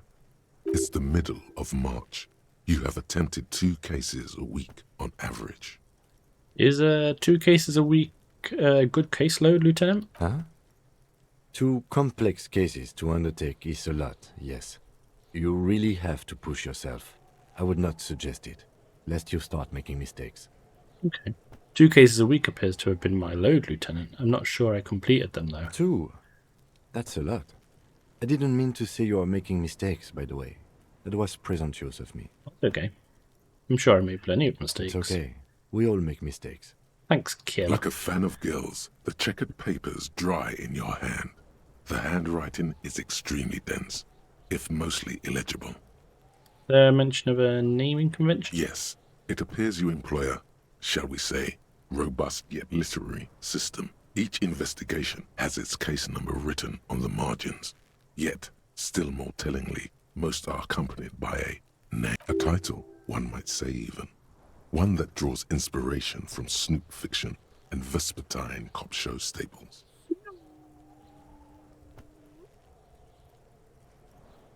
Yes, all caps. One is called The Next World Mural. Another, The Square Bullet Hole Murders. Another yet, The Unsolvable Case. Others appear more light-hearted. The guys on a couch in an unexpected location, and the murder at the hookah parlor. Even the rare article-free collapsing tenement. Murder features prominently throughout. It's going to take an effort to piece these case files together, but it can be done. Once you're done inspecting them up close. Okay. Kim, my case appears to employ some kind of naming You convention. mean the alphanumeric? Officer, precinct, time of arrival at the scene? I mean a non-numeric one with titles. Oh, you mean the titular? Yes, well, so do I. In our defense, almost everyone in the RCM does. It's a holdover from the early days of the RCM, right after the revolution, when the organization had little idea how to do things. It persists in an unofficial capacity. Officers use these titles to refer to their work among themselves. Okay, I seem to have one named a case, the Square Bullet Hole Murder. Again, in your defense, I seem to have named one the man with the hole in his head. That was a real person. His death was real. Still, I named it that, to amuse myself. Okay. I pray his loved ones never find out. Well, yeah. What happened? Rail spiked through the head. He died. It was a workplace accident. I have 2 open and official cases, there, room. There is, for precisely one more. 15 pages near the end remain untouched by the damage. The checkered grid forms a structure of passages, breaking the case into subtasks to accomplish. Once all the tasks are accomplished, the case is complete. Commit to paper. Sadly, the ledger only comes with an old, worn-down lead pencil. It's unfitting of this monumental event. Kim, do you have a pen? The lieutenant looks at his blue notebook. 2 fat, shiny pens hang from the binder, like large caliber bullets on an ammo He is not really saying anything, just standing there, looking at them. Fine, I'll just use this scrappy pencil. Absolutely motionless at first, then animated slowly, imperceptibly even. The lieutenant begins to browse his notes again, Thanks, Kim. leaving you to the case files. Onto the paper with a brash free hand, uncannily similar to the rest of the letters. The wording comes easily. It's almost robotically simple. A language developed for mental rigor and simplicity. Inspect the victim's body. Interview the cafeteria manager. It's not exactly poetry, but poetry would be out of place.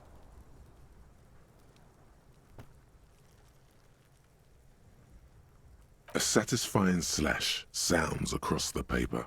You're done, it seems to say. And you, and you. Okay, I'm just gonna nip to the blue and refill my drink. I will be back in a minute. I'm just gonna be right back.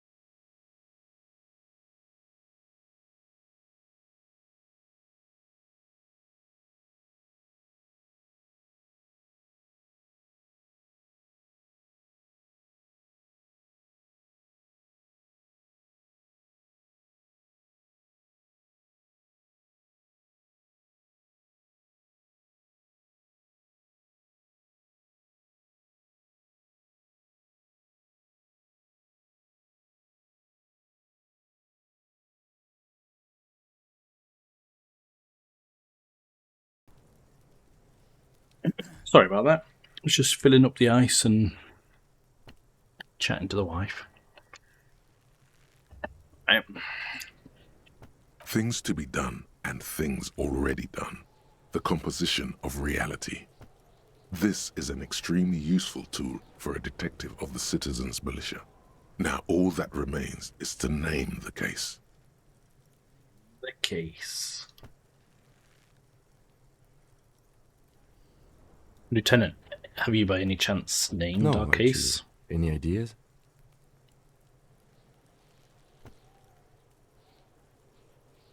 Go for a pretty obvious one. The Hanged Man. Great. That's great. That's actually what I was thinking too. The Hanged Man. Good, strong name. We have a very good name for the case now. I'm going to start calling it the Hanged Man. It's good we sorted this out.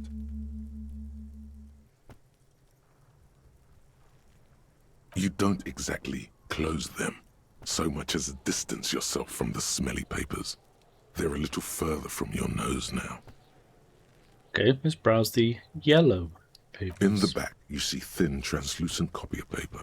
Some neon yellow, some bright red, all covered in boxes, like marching armies.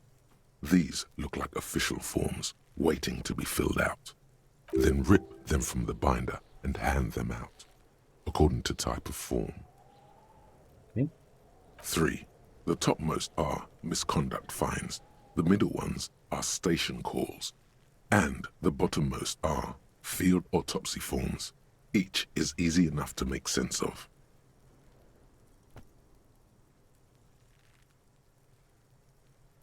You don't have to be an intellectual giant to do police work. Conduct fine. A monetary penalization ranging from 20 to 250 real. Severe cases allow for 1,000 real, but that requires special paperwork. The details of issuing these fines are spread out over the rest of the fields. But they appear pleasantly vague. These Station are call. quite sinister in tone. They give a date and time for the person to appear at the specified precinct police station. Below the call are the criminal charges you risk by not appearing.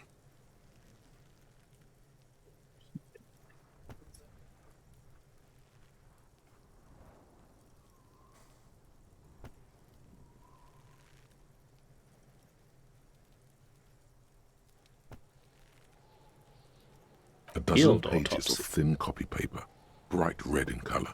You see the parameters of a deceased human form waiting to be filled in. Age, sex, condition of internal organs. Okay. Yes, all that remains now is to fill those forms and hand them to people. Fines for wrongdoers, interview requests for bad guys, and field autopsies to dead guys.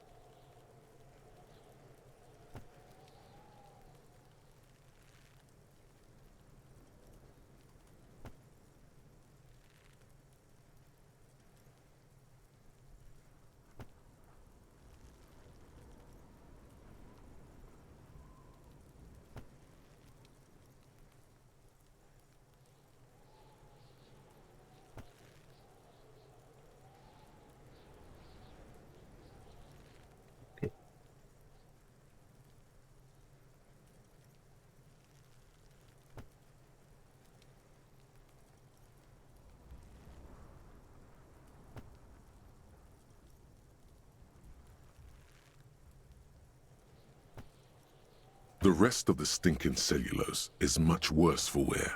Being sandwiched between the board and the rest of the paperwork must have spared the fragile copier paper. It's made of dark blue plastic, hard enough to beat someone to submission with. The edges are rounded, however. The U4 size board feels thick and heavy in your hand. Light shimmers on its wet surface. On the back you see the embossed letters, RCM. Show Citizens Militia. Something rattles inside, ever so lightly. Is there a hidden compartment? Permeables. It's not hidden per se.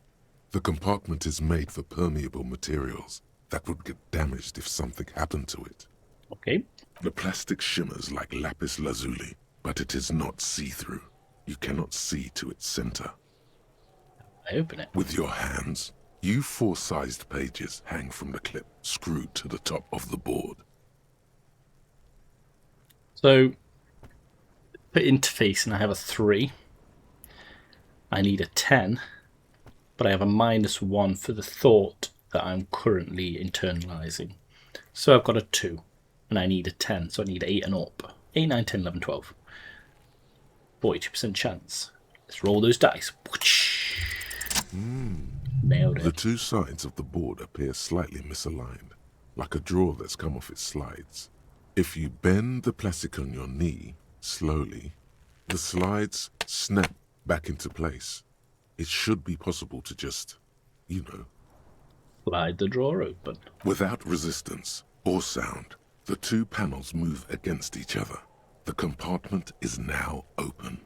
It's inside. 2 ticket stubs and a handmade postcard. Oh.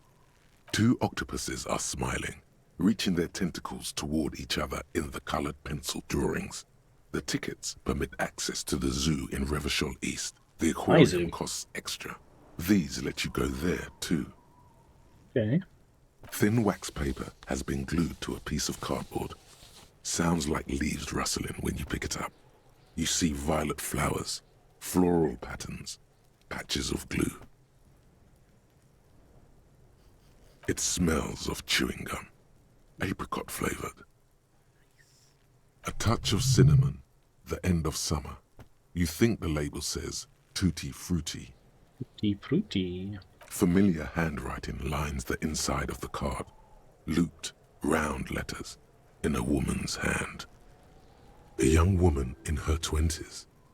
There is care, effort, and a smile, you think. Although that is not something you can read from someone's handwriting. Okay. Harry, it begins. You're already reading. I wanted to write you a letter so you can read it when you wake up. Maybe it will make you happy. Hey, Harry? Throw it away, please. It will make me happy. A merciful wind blows in from the bay of Revachol, dusting the ground at your feet and raising newspapers far away. You feel the card slipping into it. Let's read it. Your hands shake, holding onto it. Every morning when I step out and you're asleep behind me, it says, I find a little piece of sadness in me. I carry it in my chest down Voyager Road. Every step I take, it grows. By the time I reach the fuel station, it has filled me entirely. I step onto the light rail and look back. Sparks fall from the bow collector.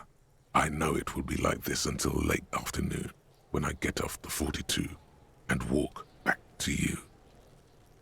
You. Every step I take will get lighter. It almost makes me run. Sometimes I do. I can't believe I met you.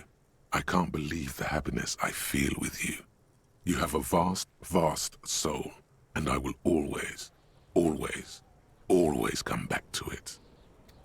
It's nice, isn't it? Nice little love letter to me. Kisses, kisses, kisses. You feel the air sucked out of your lungs and the blood sucked out of your head. Everything around you gets dark. Small white dots appear. You feel the ledger slip from your hand. No, hold on. To what? There's nothing. Detective, is everything all right?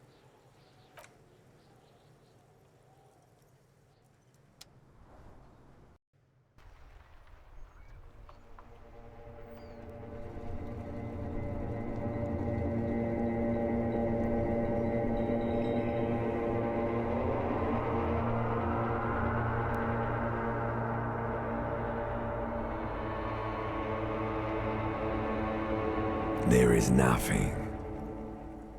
Again.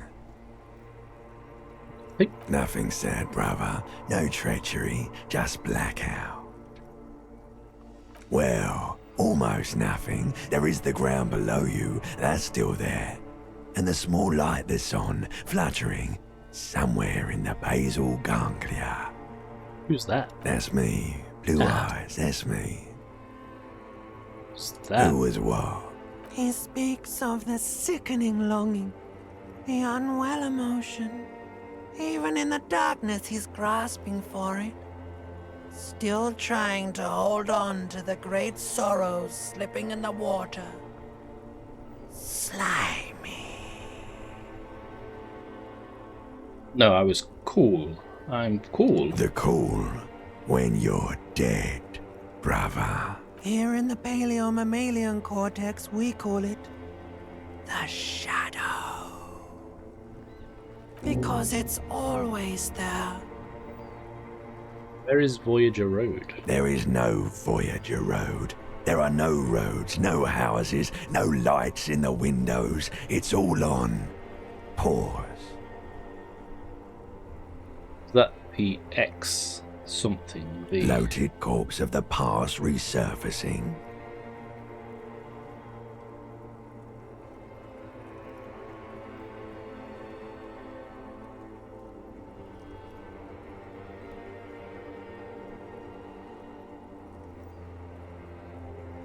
Yes. Don't prod at it. It will start moving again. You think they would let you? Until you disintegrate into biomolecules? No. Someone is breathing on your face now, inspecting your pupils, stupid idiot. Yes, they're pouring something on you. It's in you. And It's delicious.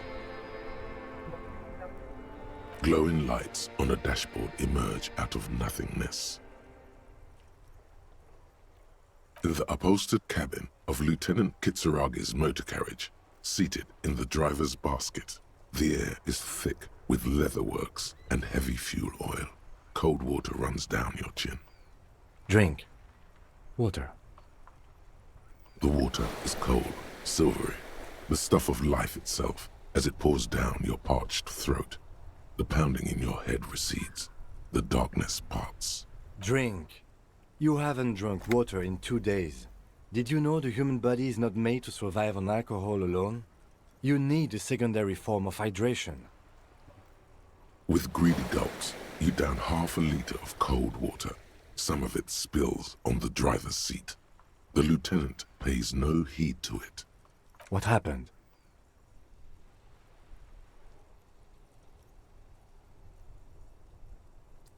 Keep this to myself. Dehydrated, it happening. Right. You dropped these. Are you okay to proceed? Good.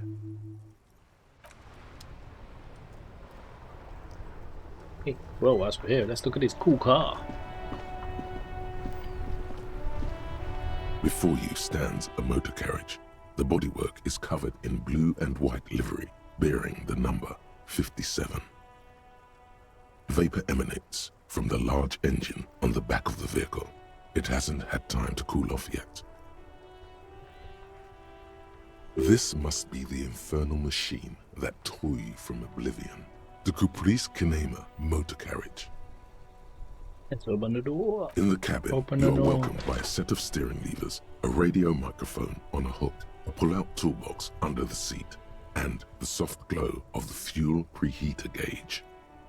Turn on the headlights. All right. Ready? I turn, you press start. It's next to the preheater. The dashboard lights up with orange glow. The rounds per minute gauge jumps, and the engine of the Caprice Kinema comes to life with a whiny growl. The lights unfold with a little click, casting electrical light onto the ground before the vehicle. Nice. There you go. I'll turn them off from the remote once you're done. We just need to stand in front of the machine now. Okay.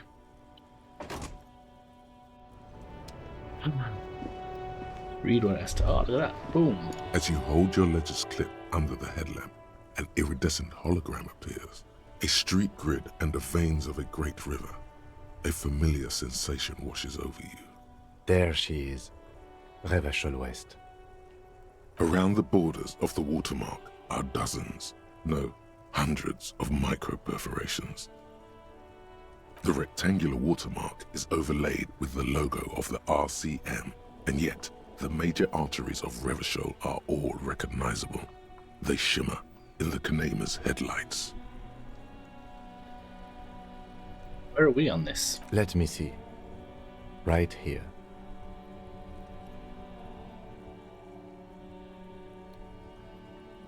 Seems nice. No, it does not. Oh. There are many of them, and they are divided into 3 separate rows. The first row has 18 dots. Not bad for what? You don't even know what it means yet. No idea. The next is the longest. It runs all the way around the border, and then some. There are so many, it's hard to count. More than 150, at least. Maybe even 200. The last row has 3 perforations. 3. That's it. Yeah. Hey Kim, what do these holes mean? Those are perforations. They represent your record as an officer of the RCM. They are your statistics, as it were. I should have guessed you'd keep a record. Officers often do. Let's take a look. Alpha male officers who are proud of their numbers often do. It's meant.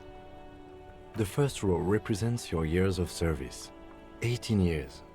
Okay, not bad at all. What did you do before you volunteered? Got drunk like a megastar. That's what it says.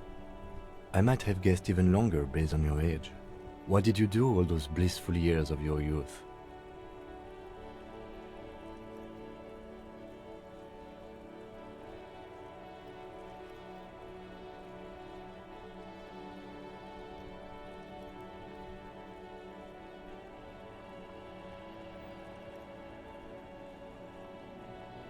Fair point.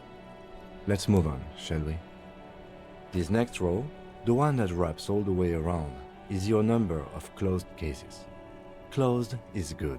It means finished. You've got, let's see.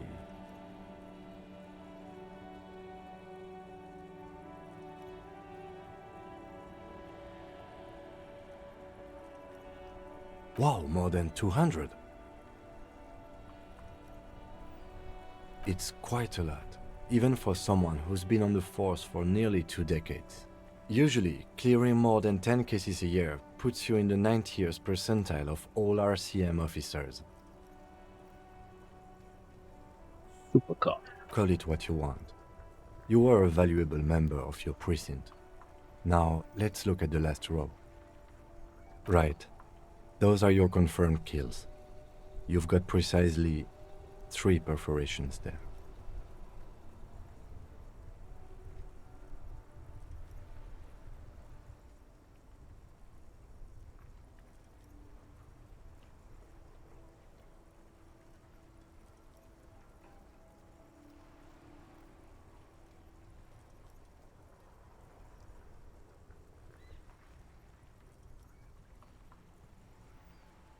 Not too many.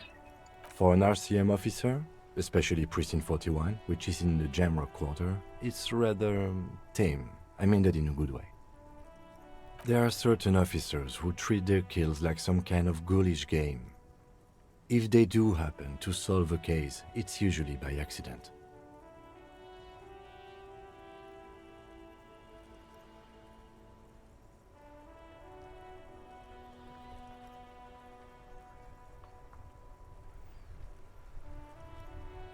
But it seems as though you are, or at least were, one of the good ones. So we have that to be thankful for. Thanks. The lieutenant nods. Right. I'll go turn off the lights.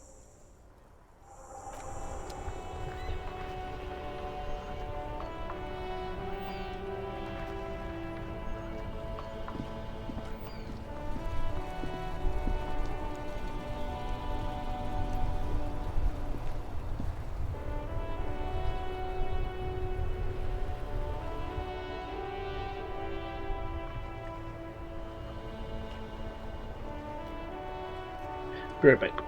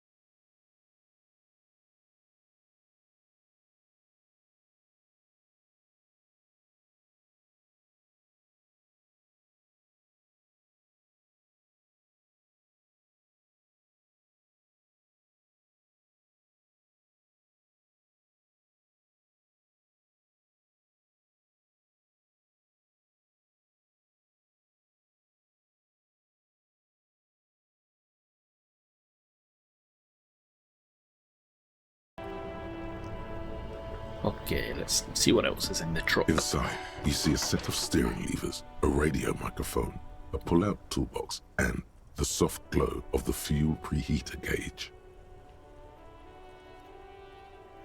Not gonna report my badge. A metallic drawer slides out from under the seat and clicks into place. The tools inside are neatly organized. Take what you need, officer. It's going to be a long case. I'm not protective of my tools, like some men are.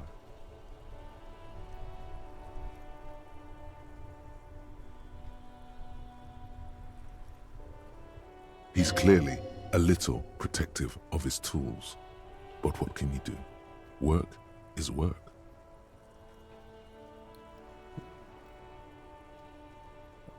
The pry bar feels nice and cold in your hand, heavier than you'd think, useful for opening all sorts of doors and lids. The handles are long and sleek. Snap, snap, go the cutters in your hand. Flashlight. It's robust, weatherproof, and well-made. Police issue, blue.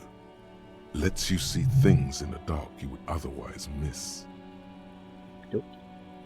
The pull-out toolbox slides back into its nest. Preheater gauge casts a warm glow on the steering levers and the radio on its hook. The white suede feels luxurious under the touch, and the metal clutch handle so very familiar in your palm. As you tap on the gauge, the indicator pin jerks as if startled. It's in the large orange sector, indicating the engine is warm. Next to the gauge is a red switch labeled heat. Now, that's enough fun with the foldable headlights. I know they are mesmerizing. They're also fragile. I'm not going to turn it on for you again. Okay.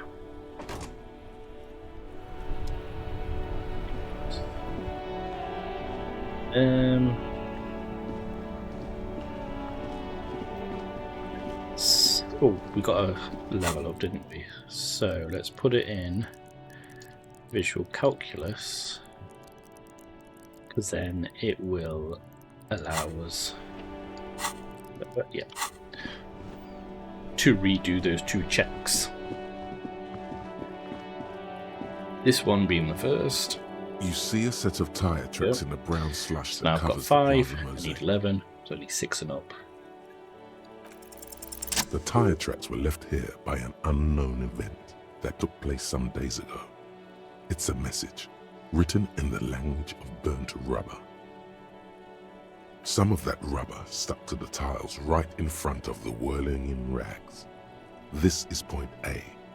The driver started there, and then accelerated straight into the fence, left a hole big enough for the Franco-Nigerian cavalry, according to the cafeteria manager. Yep. The driver proceeded to back out of the yard, barely stopping before hitting the adjacent building.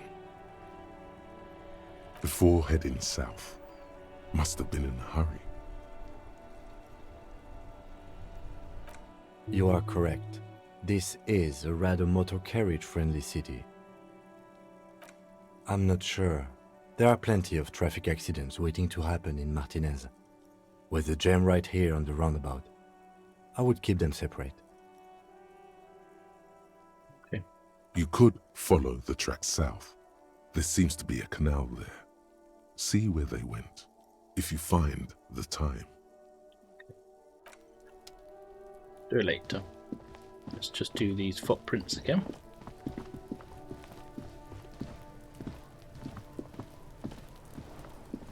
There are several footprints in the mud, left by work boots. Anywhere from 6 to 12 pairs have walked here. Wow, still not doing it. You're bad at this.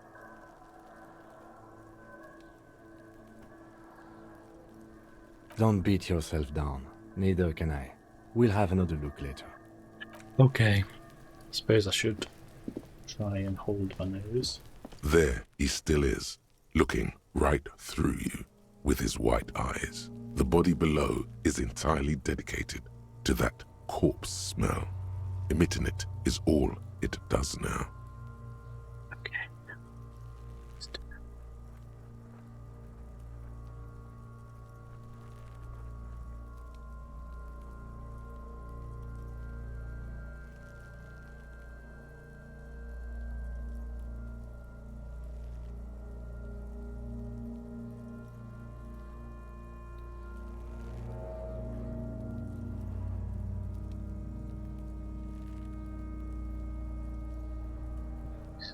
6. Here we go.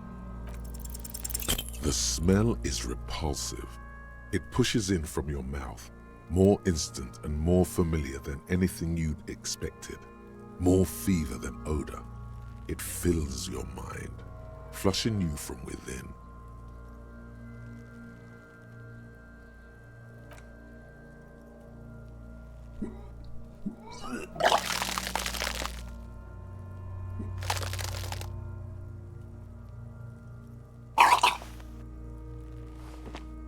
You feel a great force ringing from your stomach. Your body curls and pushes it out, burst by burst, until a pool of vomit lies under your feet, and your throat stings from the stomach acid. Keep it. The hangover is clearly making this worse for you. You could use some ammonia to clear your head. If you can handle the headache, some officers use it to deal with cadaver odor. The lady had it. I can't handle the headache. It's more likely he can handle the smell, unlike you. That young woman, the gardener, mentioned she used salts for the smell. If she doesn't have any, there might be some in the fruit store nearby. Let's go and ask.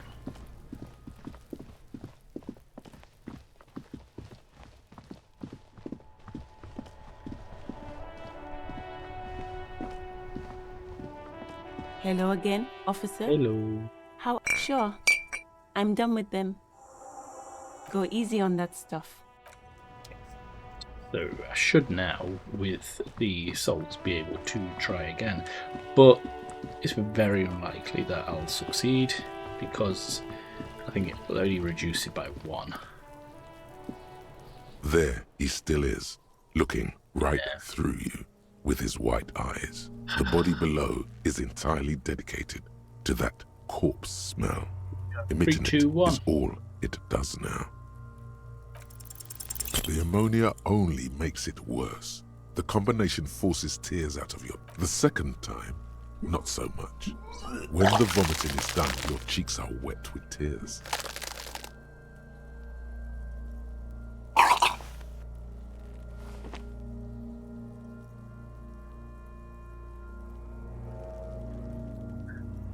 I don't want to be a cop Get a anymore. hold of yourself.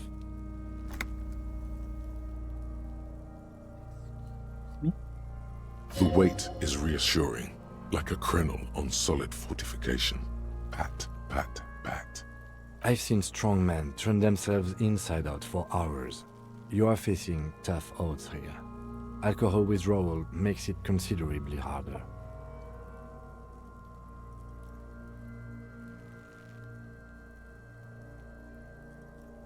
No. This is a 2-man assignment because it needs 2 officers to complete.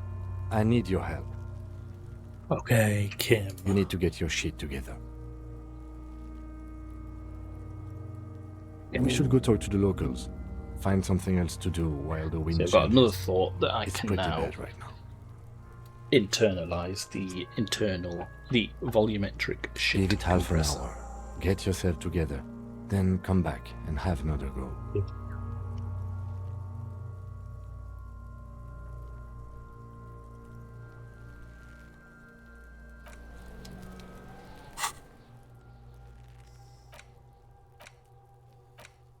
Internalize that. What's this one? You see yourself from above. You're passed out on the blue tiles of the hostel room floor. Even from this distance, you can see your eyes flutter at the mention of what? A great white object, letting out a sweet smell like a lily of the valley. The little man's forgotten its name, but he still remembers the feeling, and look, he moves. The feeling animates him. He instinctively reaches out for the feeling's best friend, a bottle of Commodore Red. He puts on his disco clothes and gets smaller and smaller. I'll do it for now. It's only 5 hours, again, -1. And I can use a skill point to get rid of these if I do not like them. Right, let's go talk to the citizens of Martinez.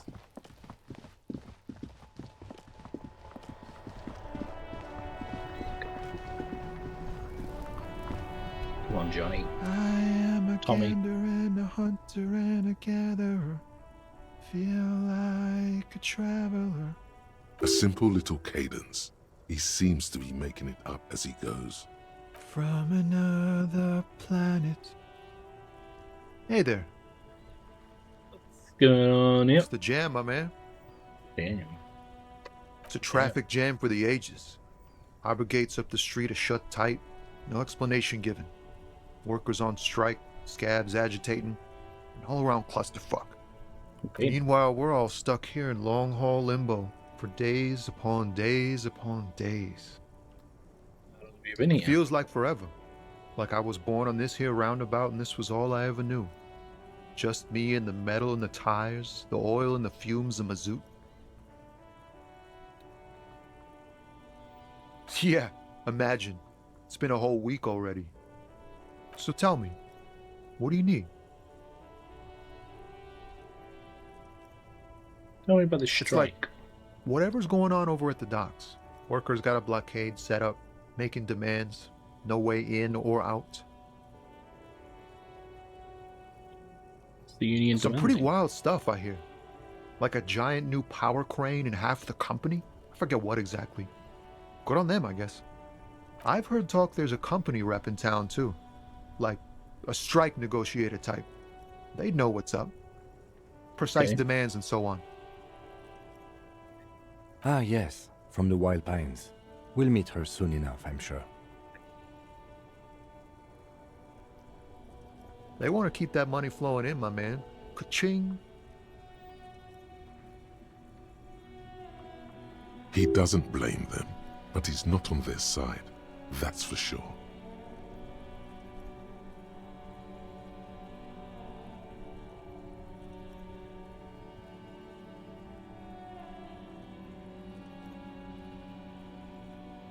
Anything else I should know? Anything else?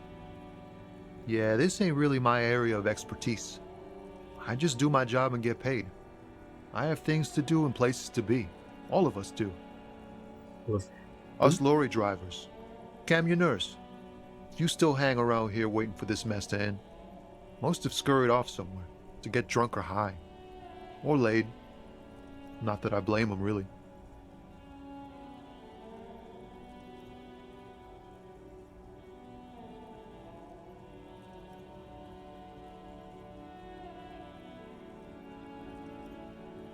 Not my thing.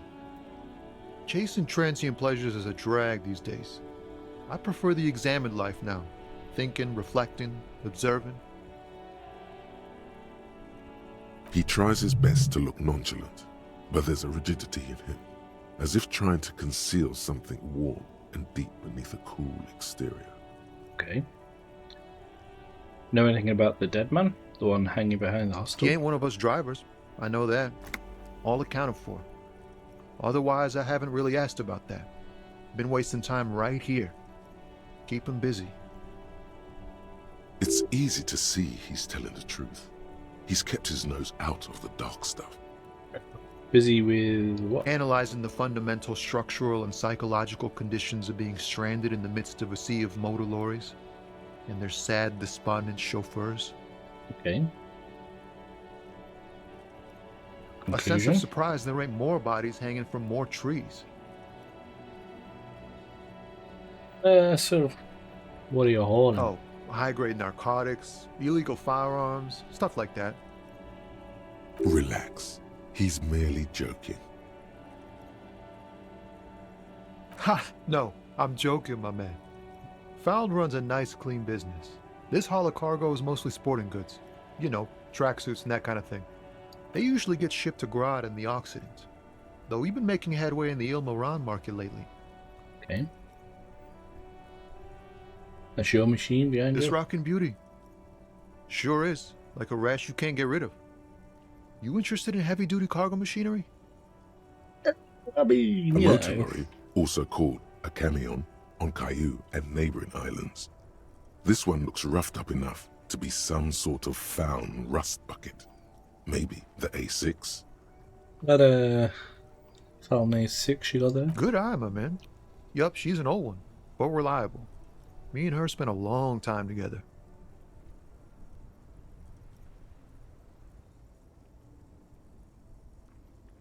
Let's ask. We're pals and all, but I can't just freely hand out the merchandise. The bosses won't be happy. Okay. The man taps his fingers rhythmically against his arm. I'm not very empathetic, so I'm good for now. Don't be Good a talk. stranger.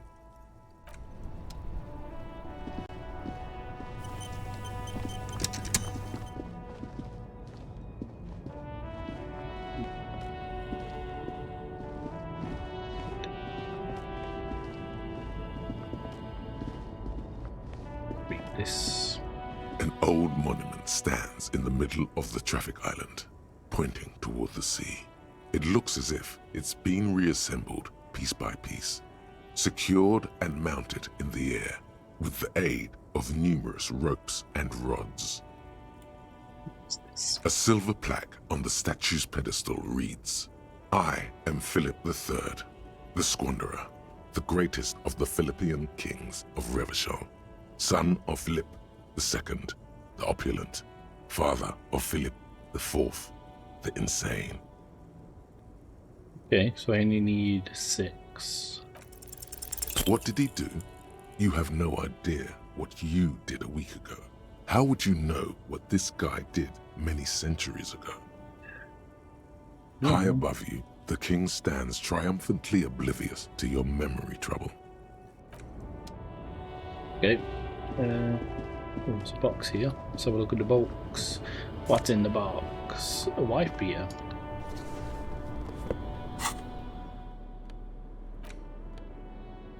+1. Where does it go? Here. Physical instrument. Obviously.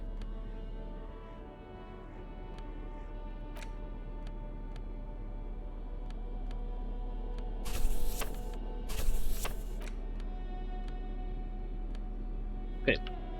Cool.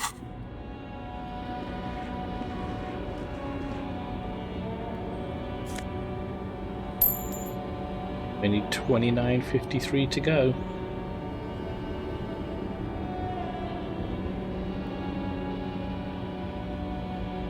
Oh, didn't see you there. The small, wrinkled woman does not greet you. She nods along to something on her radio. A photograph is clutched in her hands, and there is a warm smile on her face. The photo, an ambrotype from the turn of the century, as golden as her smile. Wait. She's just a distracted old woman. Better to leave her alone. Why? I just told you why. Okay. Fucking Kim.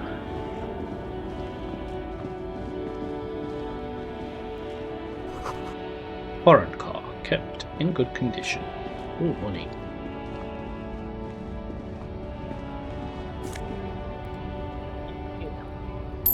Take that.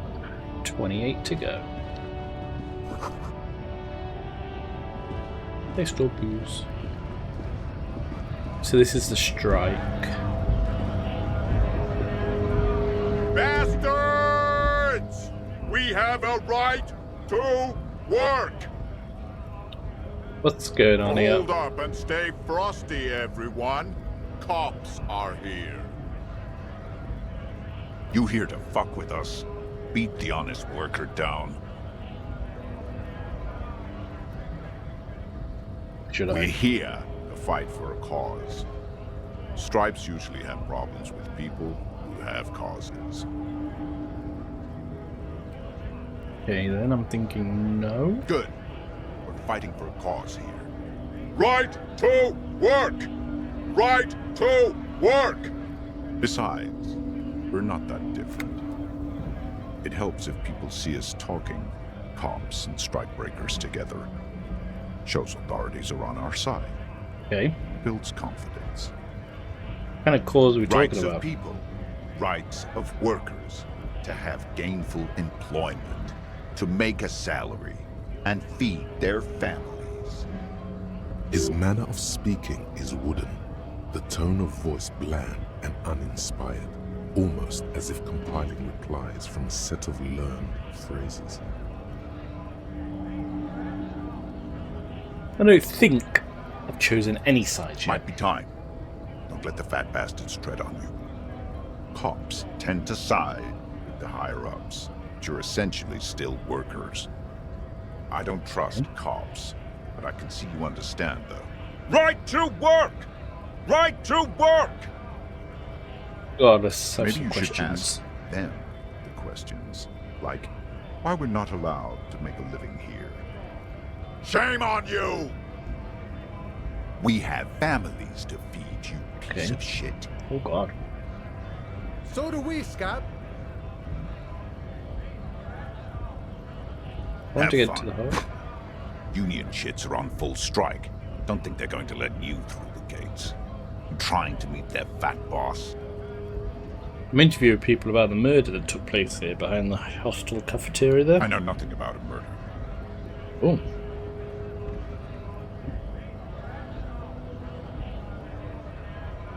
Absolutely nothing. Wouldn't put it past these harbor bugs. They'd do anything to stay alive. Right to work! Shouting.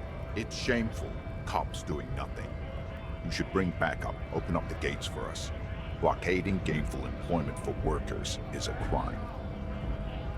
Well, not really my area of We are not expertise. picking a side in this just yet, sir. Kim said. Pity. Let us work! Honest men and women Strikebreakers. with rights to work, to be useful, not toys for corporate interests. We came here to help the harbor run smoothly in time of crisis. If union fucks don't want work, they ought to let in those who do want work. Oh, hey, Megs. Yeah, going well. I'm interviewing this boy, and I've thrown up twice. I almost died. I almost had a heart attack from reading a note inside my ledger from my ex, or believed ex-wife. Yeah, so it's going pretty good. I can't deal with the body just yet. I keep throwing up. I have a question. Why do all these men follow your leadership? You think they follow because I'm big and loud? No. Yes. They follow the rules of the market, the rules of the economy, because they were given a job to do! Stop shouting. What exactly is your goal We were here? promised work. We'd be in there, working, if the bastards hadn't shut the gates. No, I backed down from him because I don't have. So I'll show you my skills.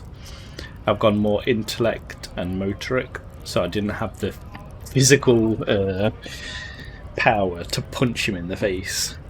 So I backed down from him, which was a mistake because now I'm his little bitch, and yeah, he won't talk to me.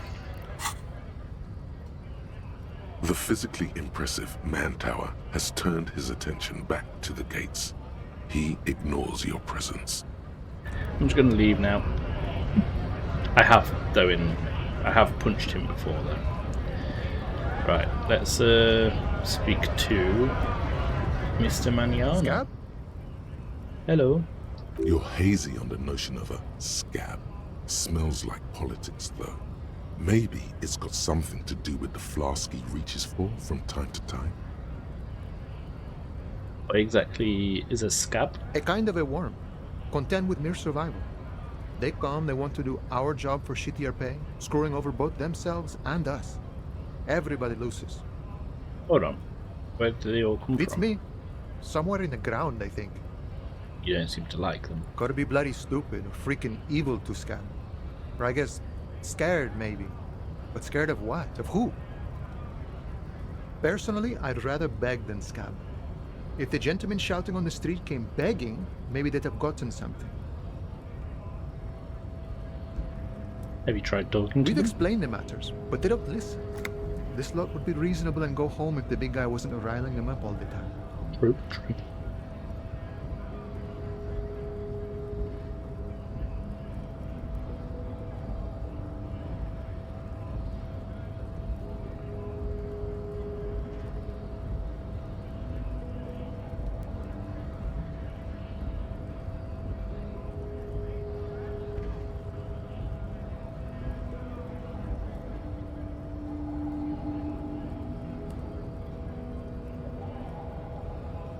Big guy. He means the leader of the scabs. So yeah, here, this little button I've got, I can let you vote. It tells me the percent of what people want me to say.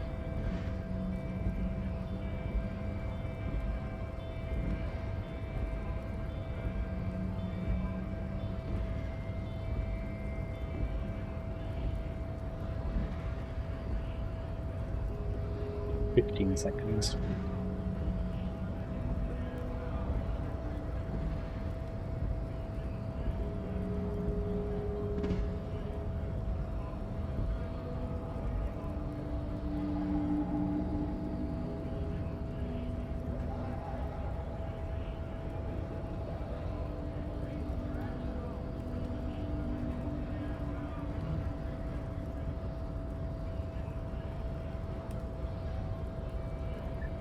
I don't know why I wrote that. I presumed you couldn't hear me.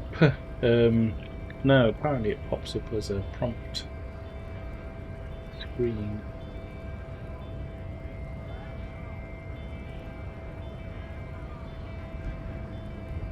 It does when I look at it anyway. Maybe it's different on mobile. So when I pop up,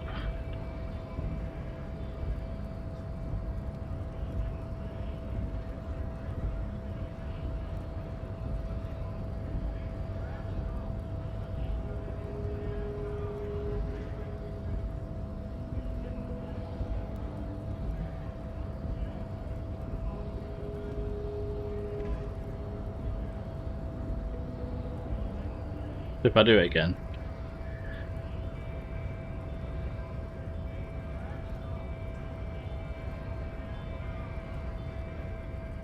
Ah, yeah, see.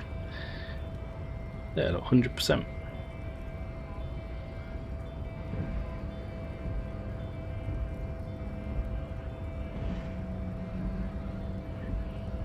Yeah, I'm a scab, poor and downtrodden. Right to work. Good one, officer. Don't worry. We here have solidarity with the RCM. Okay. Imagine, you cops going on a strike, but then another cop comes in and says, let us cop for less money. Speaking of, what brings the RCM here? To the Wild North? Come to see the strife? I've come to Martinez investigating a murder. Murder, huh? That sounds like a lot of hard work. You'd never see me investigating a murder. Right, it's almost impossible. I'm 91% sure I'll never get it Probably solved. not. I wouldn't even know where to start with that. Much better here at the harbor, for an honest union man like me. I need to know what's behind the gates I'm exploring. My friend, I respect the right to roam. The open range awaits.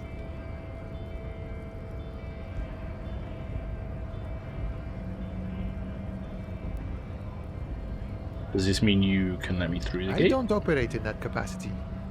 I'm not a granter of passage. The passage grants itself. If it's all so simple, why don't the strikebreakers just go up the stairs? Simple. I just walk in. Aye. Walk right past Measurehead and go in. Past Measurehead? Yeah, the 2.5 meter tall Semini supremacist there. Walk right past him. Then press the button to unlock the door. Then go past him again. Okay. And you enter the arbor through the office. Está. You're saying it's actually quite difficult. Don't worry, I'm sure it's not completely impossible. For example, you could best Measurehead in a physical confrontation. Or you could convert to a Semini supremacist worldview. Or, maybe it actually is completely impossible. So has Anyone ever bested Not him? yet, no. He's incredibly strong. Have any of these scabs tried converting? Jean-Luc himself would say the philosophy has proven overly heroic for the scabs to convert to. Not enough intuition.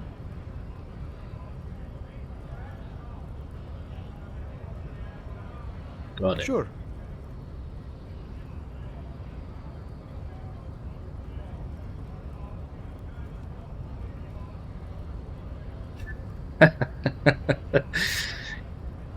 You don't have to listen to Megs. Although, pow! Everyone can vote.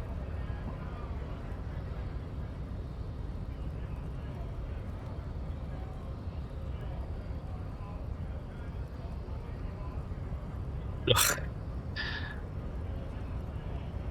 I was hoping you wouldn't say that. I'm a bit short on money right now.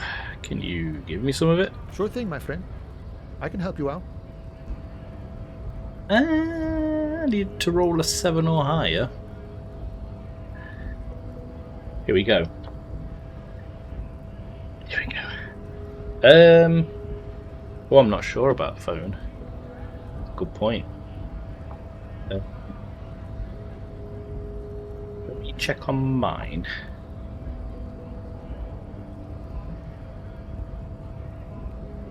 I'm not 100% sure what it looks like.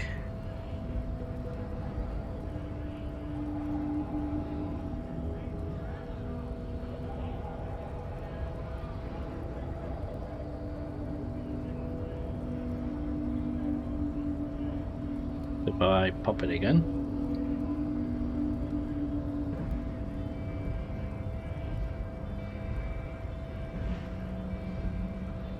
Yeah, it doesn't seem to.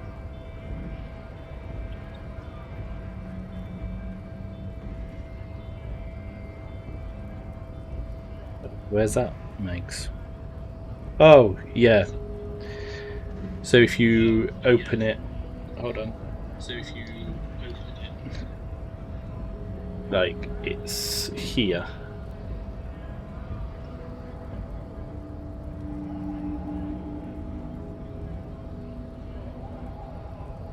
Yeah.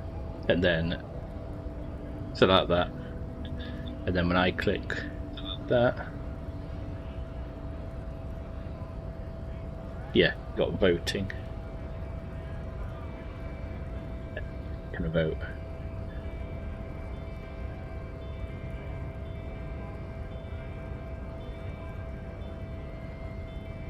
But yeah, you can also see like all the skills I've got and what current tasks. Here we go. Ow! The coin lands into your hand as if it has always belonged there. The swallow returns. Appreciate it. Always glad to help out the RCM. A single... Shame I can't do more. Things are meager at the moment due to... You know, the winter's fat is slowly running out and all. Still better than scabbing though. Okay.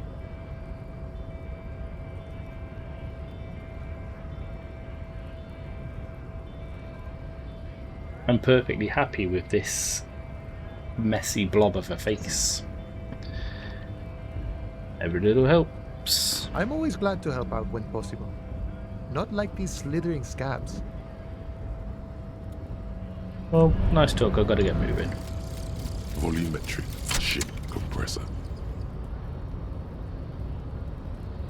Bizarre scientific news from Revachol West today, where a police officer's shit has been observed at a pressure of around 495 gigadecimals. These metallic hydrogen levels of shit togetherness were thought to exist only at the center of collapsing stars, not law officials. It remains to be seen how long the shit singularity lasts. Now I get all endurance white checks unlocked, learning cap raised to 4. Cha.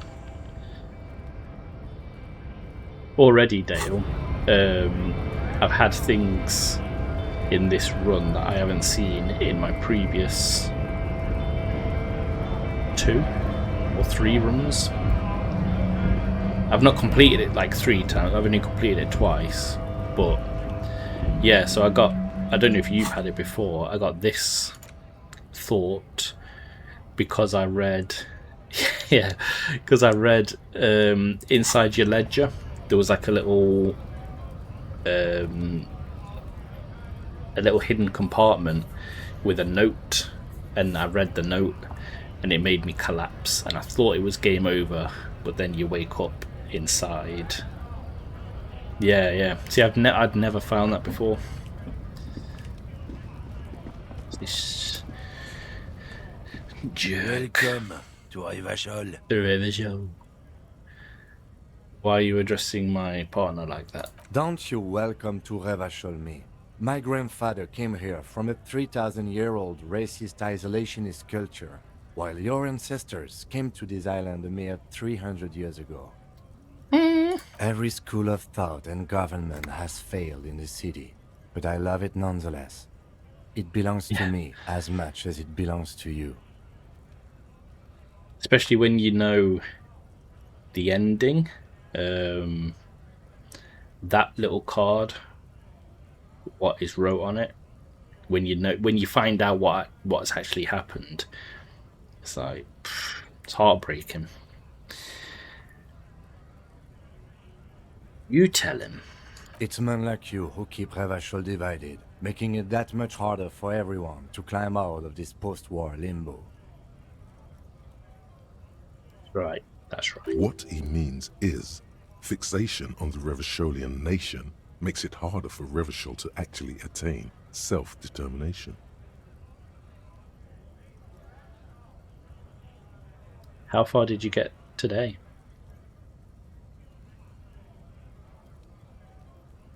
Oh, come on, man. I just said, welcome to Revachol. It's a lorry driver thing. I know exactly what you meant. You think my kind doesn't belong here, that I should watch myself and behave. But you see, I'm an officer of the RCN. It's actually my job to make sure you behave. I would advise you to remember that. Yeah. Silence. The air between them becomes tense. Your partner needs backup. Now's your moment to shine. Fucking hey, Kim. I got your back. You do make a cute couple. You know that.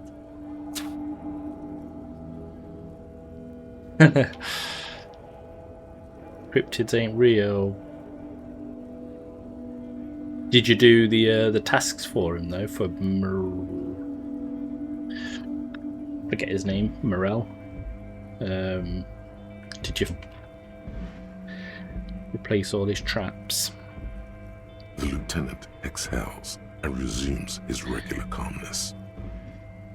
Now that that's settled, we have a couple of questions. Whatever you say, officers. Ah, okay, you've checked them all. That's alright then. Found this racist mug in the trash. Yours. Oh man, that's great. Look at that guy go. I haven't seen anything that funny in a while. It's yours. God damn. Thanks for that, but no, it's not mine. He doesn't live in Martinez. What are you hauling? Not much anymore. I'm here to pick up some cargo, but the dock workers are on strike, so it's a sit and wait on your ass situation. What's the mercenary? Ooh. Ooh. Oh, place to leave it.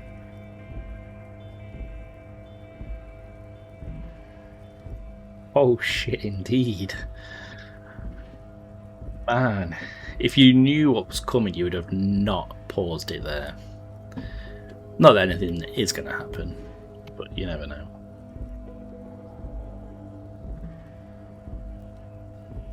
Wait, how long has this been going on? I'd have been at it for a while. A month, 2 months maybe. But this here is just the last week or so. I believe you can. I believe in you. What kind of cargo are you supposed to pick up? Apples is exactly the kind of thing you'd say if you had something to hide. Apples. Yeah, apples. I take it you had other questions? We're done. We're done. Yeah, same. Booked it beyond recognition. More money.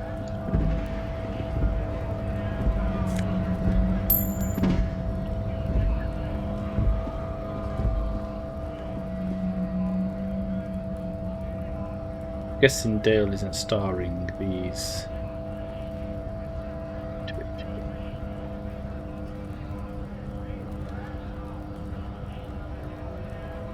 Huh?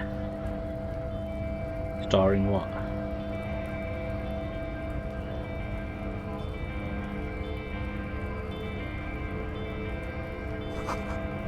Treat. The swears.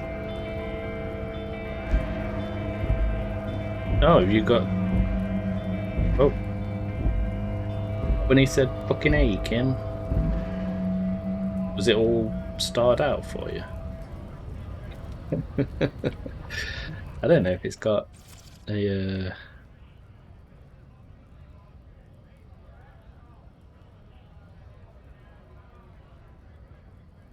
Okay.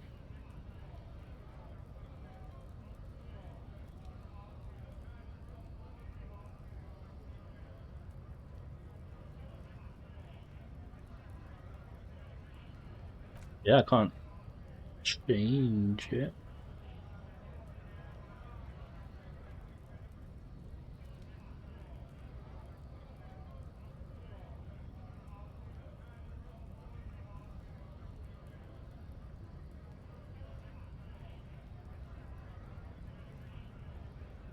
Oh, just Twitch chat. Oh, that'll be a Twitch setting.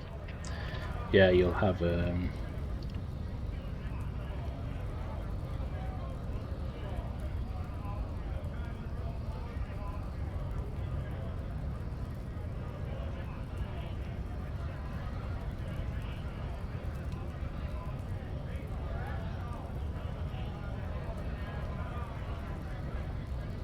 I think it's in the settings somewhere. You can turn off the filtering. Let's go speak to my best friend.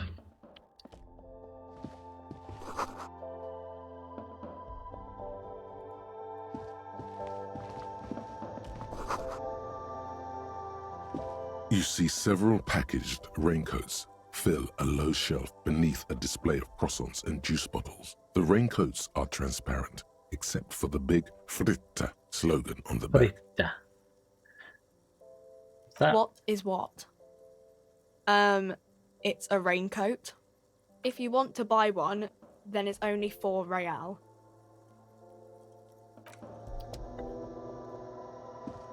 I don't have all my tear bag just yet. I've not been over that side of the map.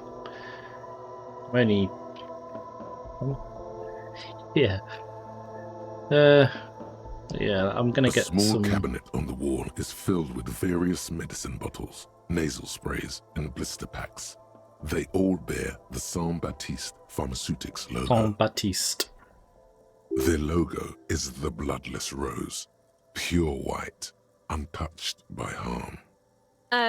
Just ask me if you need anything from Saint Baptiste. We don't stock prescription meds, but we do have Nosafed, Duramine, Magnesium, and Hypnogamma. Can I have a Nosafed, please?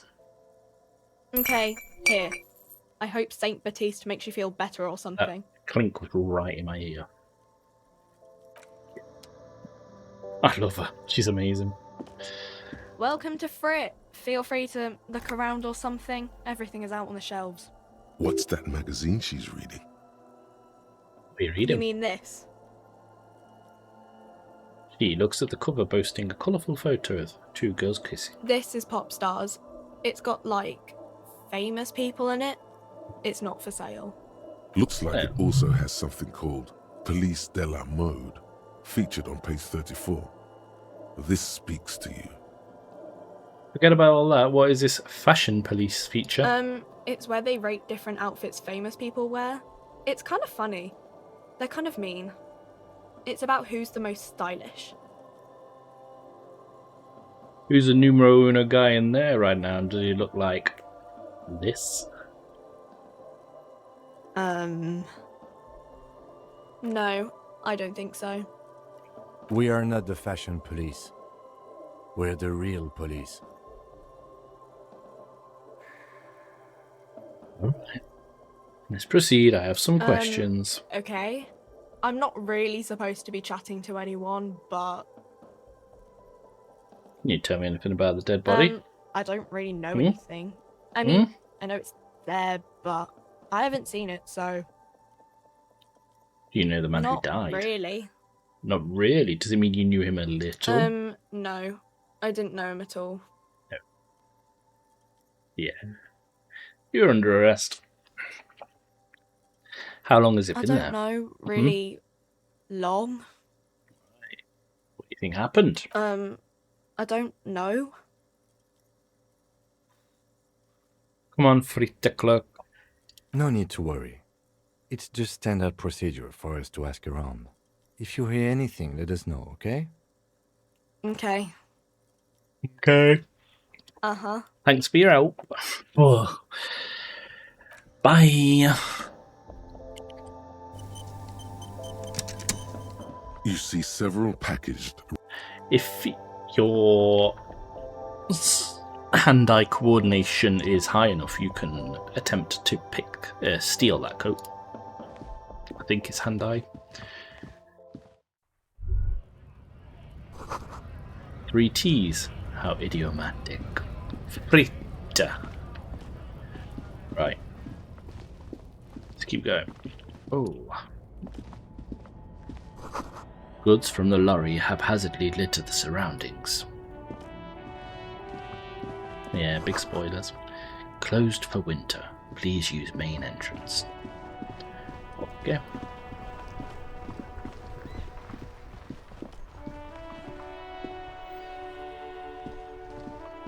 This Post Levantorie mail collection box has been heavily vandalized with graffito. A closer inspection reveals 2 bullet holes Alright, in mate. the front. See you later. Yeah, no. Honestly, unbelievable how ridiculously high it still is. I'm not gonna kick it. Actually, go on then. Let's see what you two... You're both gonna vote kick it, and I'm gonna lose health. Oh. Good mail delivery box. The box seems happy.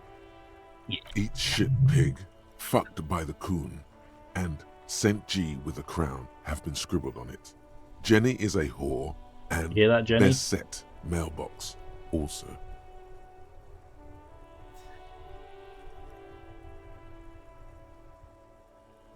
Yeah. The mail collection box seems cathartic, thankful even. So do you. You shudder, then you swallow. Yeah.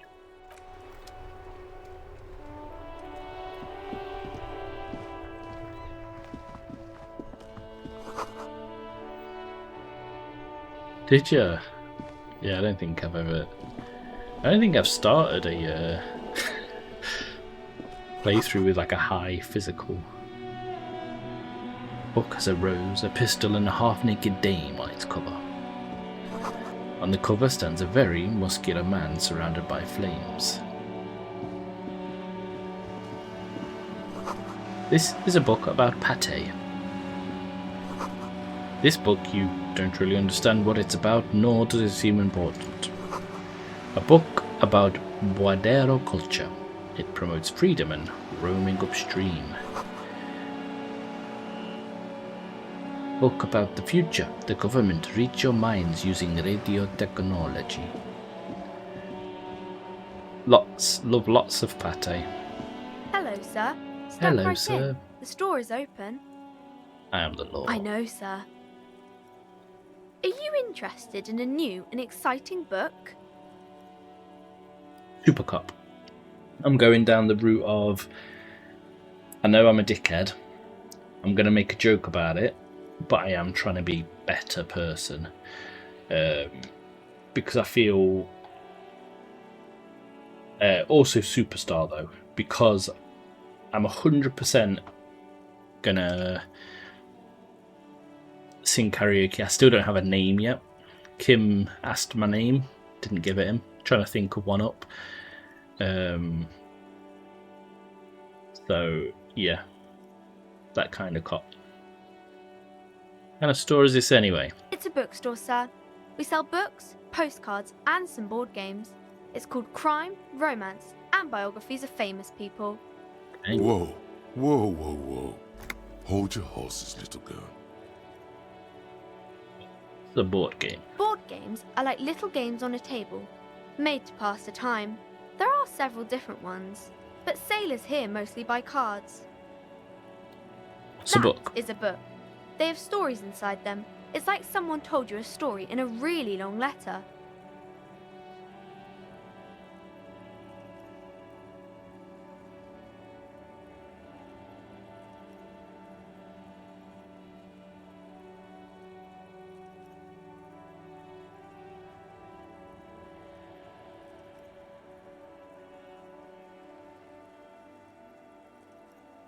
A postcard is a small cardboard picture. You can write a few words on the other side and send it to your friend or beloved.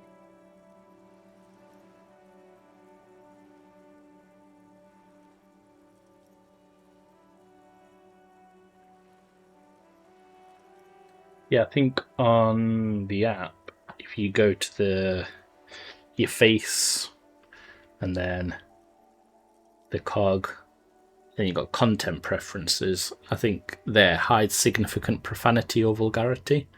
You can turn it off there, I guess.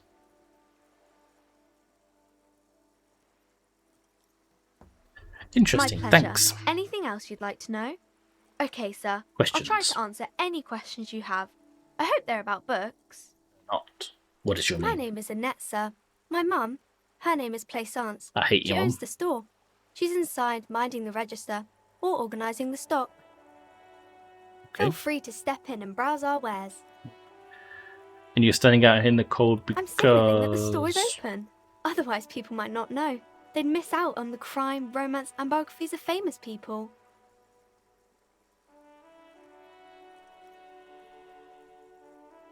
I could help by brutally dismantling the free market. Thank you, sir. I'm glad You're to help welcome. Mum out with the store. Shouldn't you be at I school do my or studies at something? home at the moment. I have to help Mum keep this place running. Isn't going to school more important than this? Mum says it's necessary to do both because it builds character. Mum says a proper worker is dutiful. That's how you get ahead in life. You succeed. There is stress and unease behind these words. She's reciting etiquette. How's it going? Mum says it's peachy. She was a little afraid at first. There's talk about this house being cursed. Cursed in the way that makes them say that no business has ever really thrived here, sir. That they all go... I wouldn't really say it like that, but I guess so. Sounds rather serious. I should probably look into this. We can go into the bookstore and ask about the case, but I don't see much more to look into here. Paranormal investigators now, Kim. Do what we must. Yes, please do look at our wares inside. The postcards and board games you asked about are also there, sir. Okay. So how does this curse manifest It does itself? not manifest itself in any way. It does not exist. I liked it better when we were talking about whether it's appropriate to stand out in the freezing weather. Kim, the plasmic manifestations. No such thing. Anything else you wanted to talk about, sir?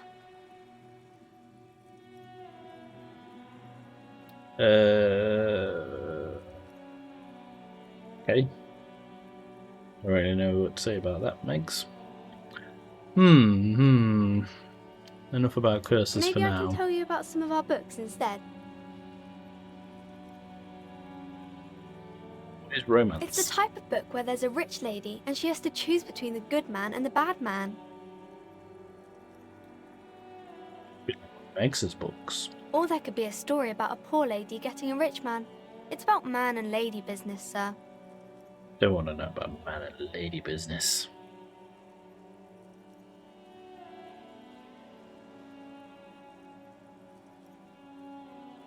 About a book where the man and lady business doesn't work out at all. I haven't read many of those. Maybe you should ask Mum.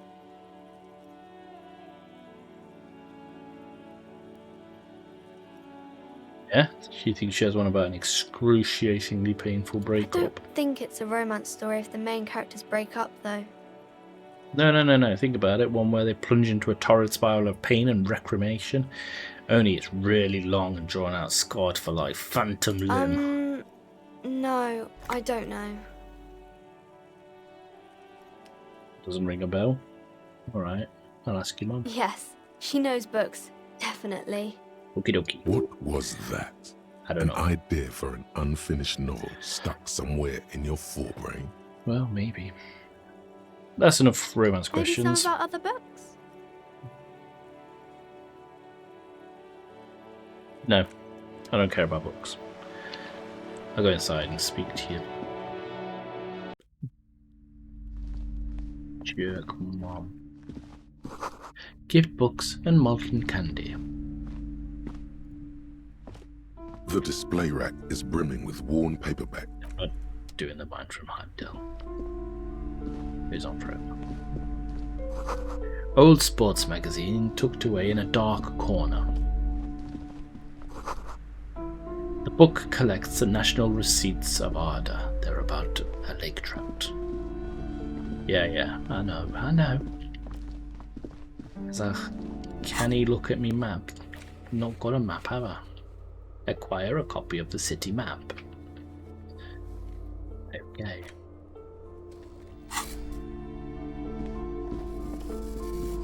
Yeah. Several maps have been attached to a bulletin board hidden inside the alcove. They're held up by small pins. The board has come loose from one corner. The maps look old and faded. Your eye catches a map of Insulinda, a map of Revachol, and a map of Martinez. Look at the map of Martinez. It's not really a map. It's a tourist thing. A picture postcard with buildings on it, drawn from an isometric perspective. A date in the upper right corner says 48. 3 years ago. Still, it's detailed. Could be pretty useful for scouting ahead. You see the jagged boxes of an industrial harbor, even the whirling in rags there. Storekeep, can I buy sorry, these officer. maps? The map of Martinez is the only one available. The other two are not for sale anymore. And besides, you could scarcely afford them. Yeah, no worries. I'll probably come off in a little bit anyway. Well, no, thanks for stopping by. And I hope you do get it finished, because... They're quite valuable, though they might not look it. The map of Martinez is 90 cents, though. That old thing. It's an out-of-date map of a tourist location that never was nor came to be. In hours, probably... So you're at the standoff, the tribunal. Honestly, you're probably...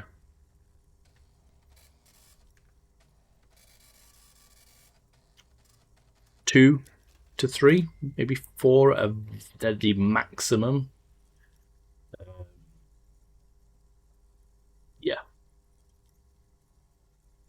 You're towards the end.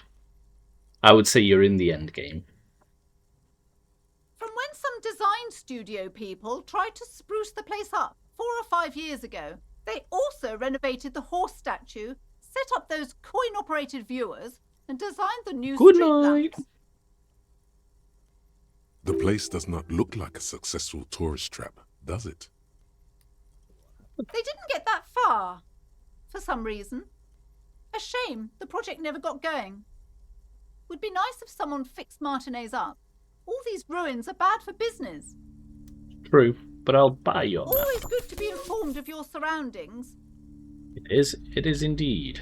And now I have a map. The things that I've got to do.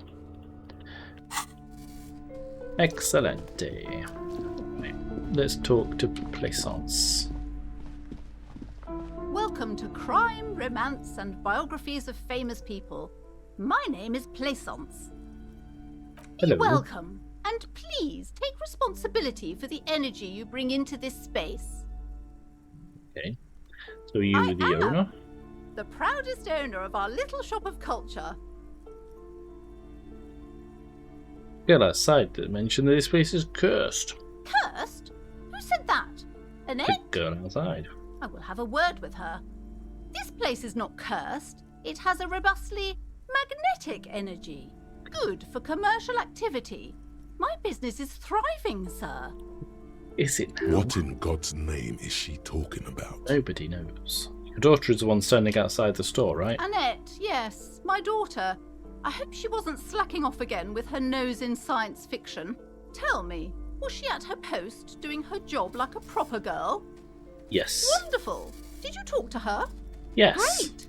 On a scale of 1 to 10, how compelled were you to buy books after talking with her? 10. My precious, her dedication brings joy to my heart. If you have children, I hope they turn out as great as my Annette. Well,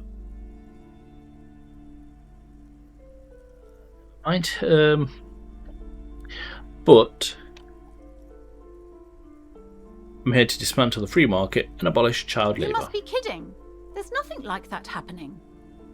Do you pay Good that sir. kid? What does a young child do with money anyway?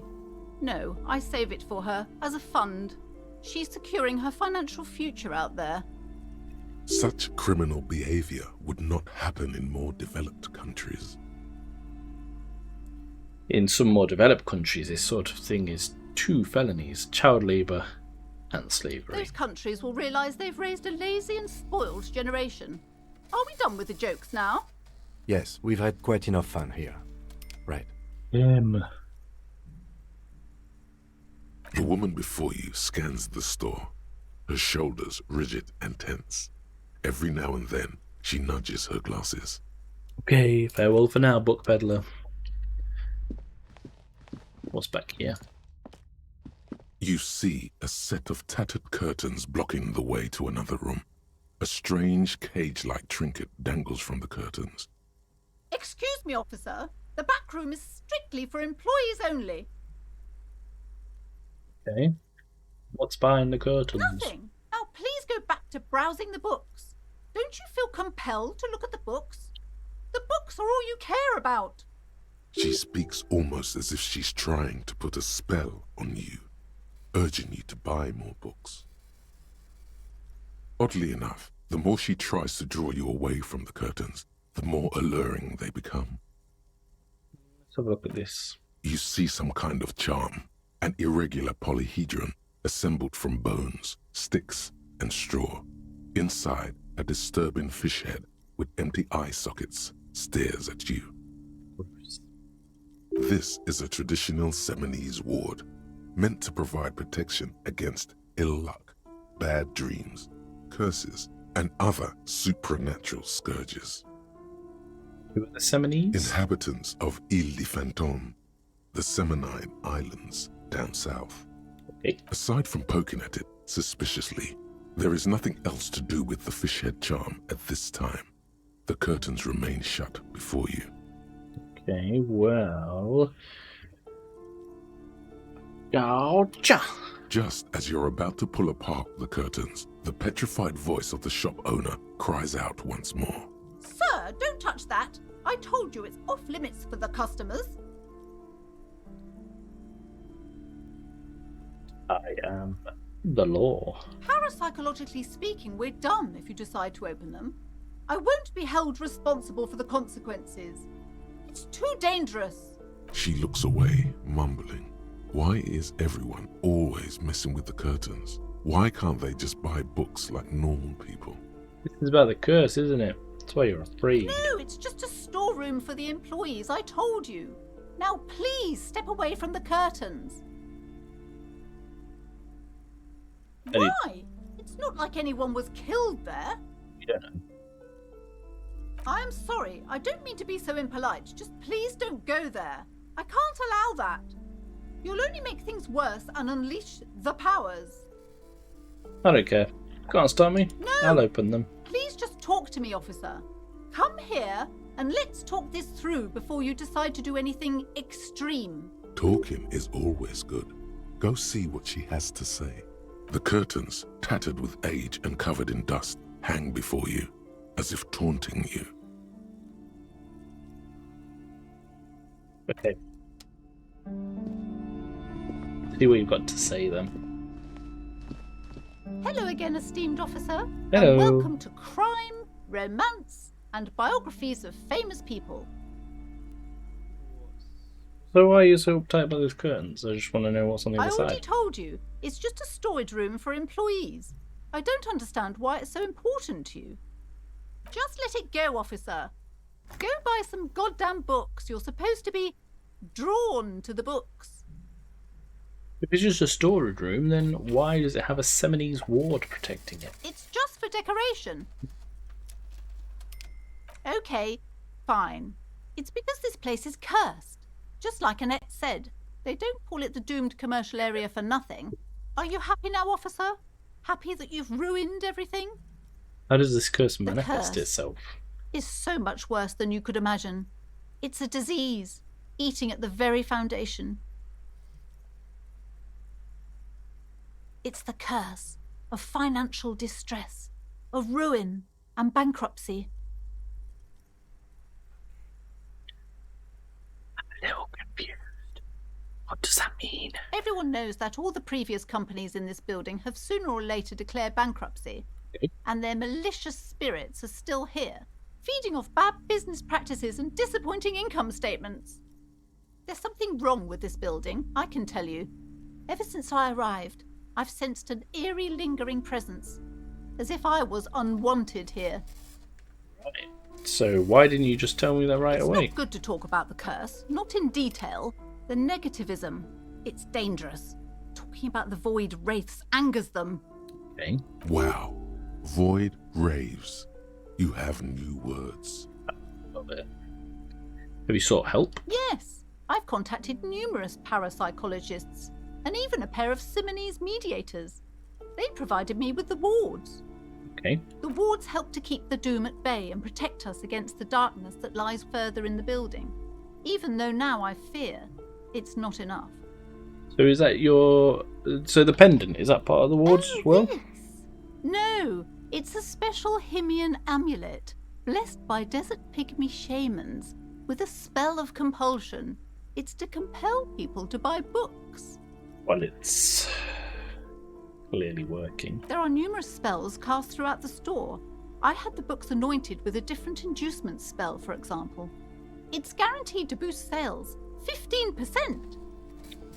Desert pygmy shamans. That sounds like a rather questionable way to describe a group of people. So would you like me to take the case? I could investigate and see if the curse is real. Most certainly not. I don't want anyone who's not familiar with the psychic arts to get involved in this mess. Stay away. Leave the spirits be, so they can return to their slumber. Oh. My liege, you know what this case calls for? A paradetective. It's me. I am the paradetective. You need to roll a 6. How? Time to fire up the old lie machine. And I am his private partner, John Shaw. Together we run the preeminent postal surveillance firm in Revachol. Shao is what the Seolite Empire was called in the Occident, back when far less was known about the people. It was a barbarian other, ever so mystical, on whom you could project any kind of exotic fantasy. The legend of it persists, and a lot of people still think the Shao is a thing. We are truly private in our partnership. Once we've caught our client's spouse in flagrante delicto, we blackmail them and pocket the money ourselves, because that's what private investigators do. Now, I see that you are a married woman. Some penetrating sarcasm from your colleague there. Yeah, Kim. What nonsense are you two going on about? This is not relevant at all. And besides, my husband would never do such a thing. We are proper people. How can I believe you after all that foolishness? Our sincere apologies, ma'am. No more nonsense. We are offering to assist you with your troubles. Pro bono. Right.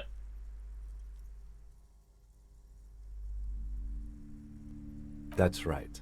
When not spying on the love affairs of the ultra-rich, we solve unusual mysteries by the low reload. Way than to ask us. Oh my God! Will you stop with that incessant yammering? It's too much. If you wanted the key to the back door, you could have just asked for it. Fine. We have the key. Absolutely not.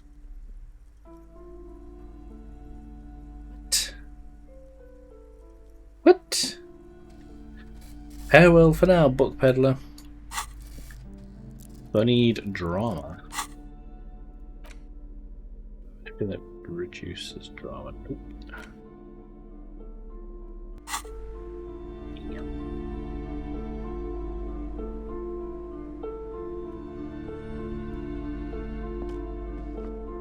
Rip it open. Watch this. The curtains, tattered with age and covered in... You see a dimly lit room full of dusty furniture and trash. A doorway stands in the back, covered in dozens of scary little Seminese wards, your shadow looming over it like an omen.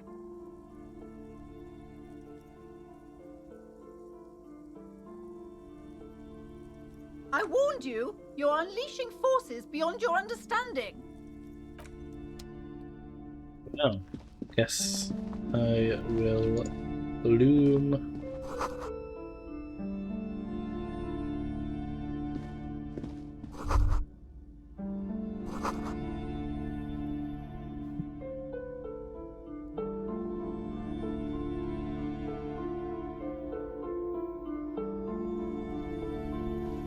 A heavy door with a missing handle stands before you, covered in dozens, if not hundreds, of Seminese trinkets and charms.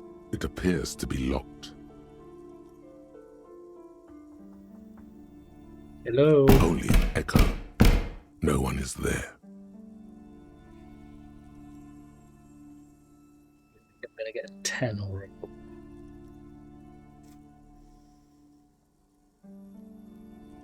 I've got everything, anything to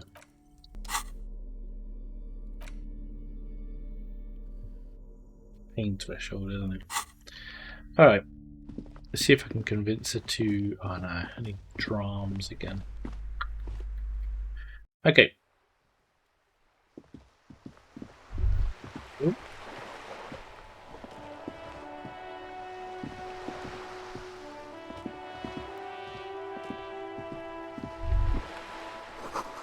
The book is titled Man from Yonder, Wildfire. This coin-operated viewer has been banged up in uproar. Oh, hello.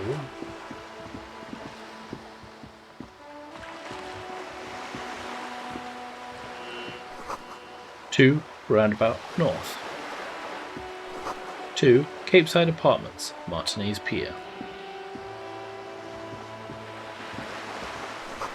The ad reads, broken window. Tibbs has windows. This coin-operated viewer is facing southwest. Its coin slot is full of fossilized bubblegum, rendering the machine permanently inaccessible.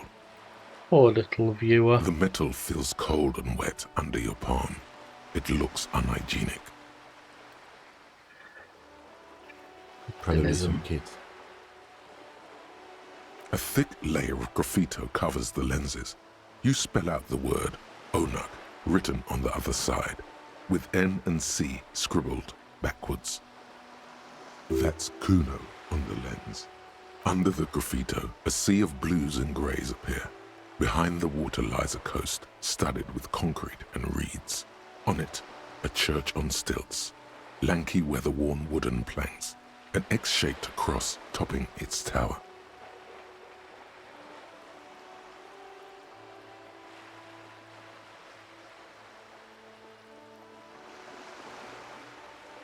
You know this to be the star of Periconesus, or the Cairo, the central symbol of the Periconesian Church, a star, a great moral height to be strived towards.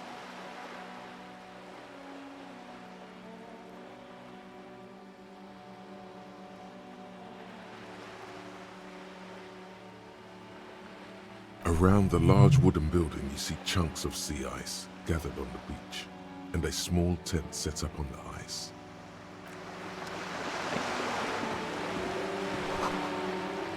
If you had a bag in your hand, perhaps you could collect these bottles and sell them. Maybe I should get a bag. This coin-operated viewer is facing south. The instruction manual says to insert 25 centimes and pull the handle while looking inside. Then use the focus knob to zoom in if necessary. Why place a tourist attraction in the middle of such poverty? The tourist attraction doing here? There was a revitalization project in 49. A design studio tried restoring Martinez to its pre-war glory. It didn't stick. What happened? They got as far as the street lamps and the statue on that intersection. Then something went sour.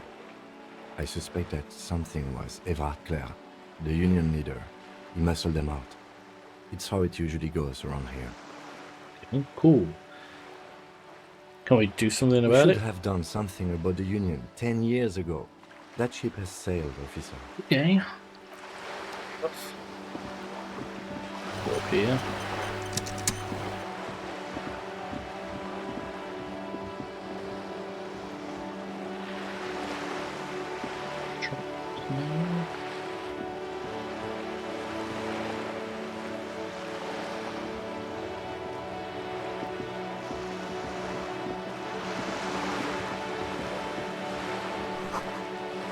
Lonely cormorant surveys the sea, indifferent to your approach. Hiya!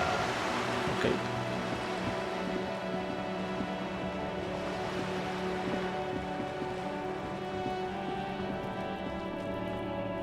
This is a wall on the side of an apartment building.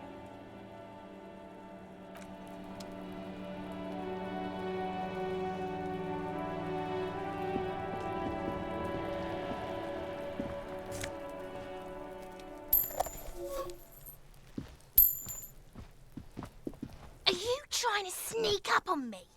Come to slit my throat in my sleep? Logic error. She is not sleeping right now. Pig's come to take me out, trying to snuff me out. Are you sleeping right now? Don't get fucking clever with me, pig. You think you're so clever. I mean, not pretty clever.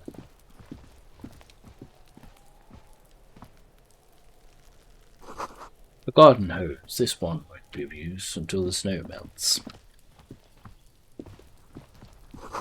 Chairs and tables eaten by rain and rot.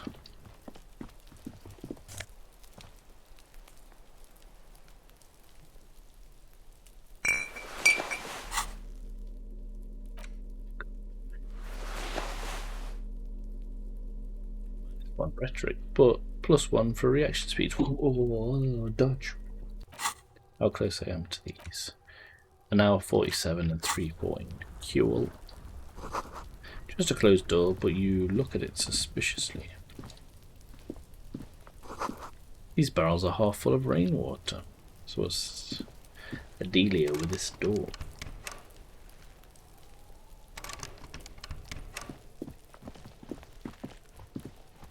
Hey.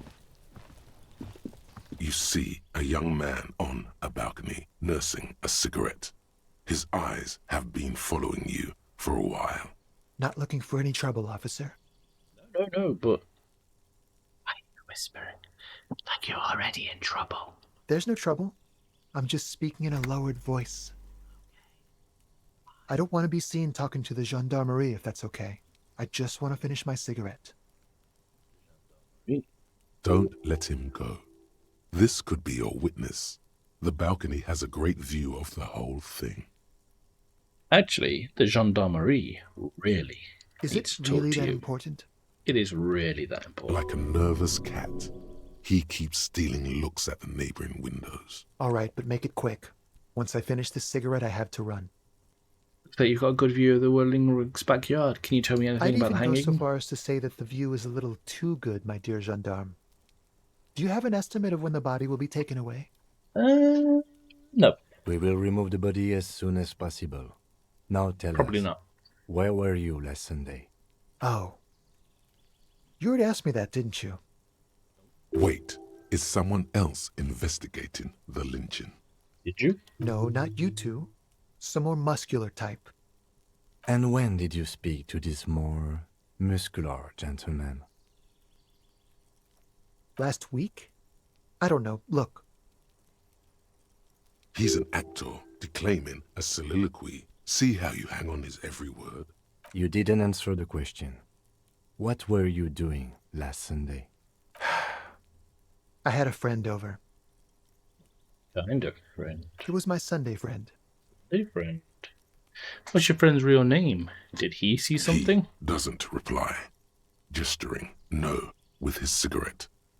In the neighboring windows, you can see faint reflections of his silhouette, all from different angles. Can you tell me your name? My name? My name is Martin Martinez. Martin Martinez? Good local name. Let's go with that. All right, we'll talk later. We won't. Yes. We will. Now, if you'll excuse me, I really need to get going. We need an 8. Here we go, roll the dice. Time to bring out your secret charm. Tears and begging. Show him your emotional side. Throw yourself before his very feet like a dog. No, for God's sake, I don't want you to cry. Listen, I really have to go. Good luck with the investigation. Okay. Well, thanks for all your help. Where are you going? Stairs. He's gone. No point in running. Tenements like these often have multiple exits. If he doesn't want to talk to us, then he'll know how to hide himself. He could be a witness. Him or his Sunday friend. Either way, we need to look into that muscular type who's asking about our case. There has to be a way of getting inside the building. Once we've found a way in, we can ask around for his apartment. Okay. The muscular type must be the dude at the strikes. Let's go there. That guy's got a bag. I want that bag. Yo.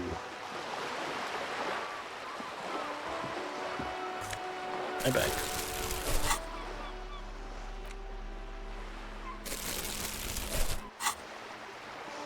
Yeah, now I can collect all the bottles. Sound in my ears.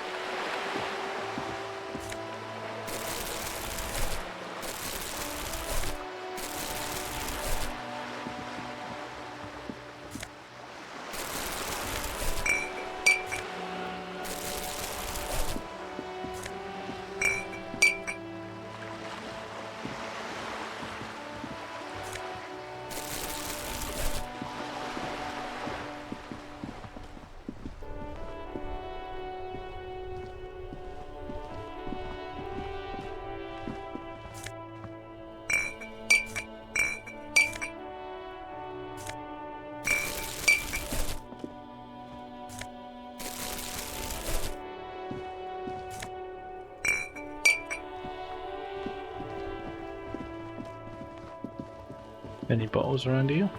I think there were. Yeah.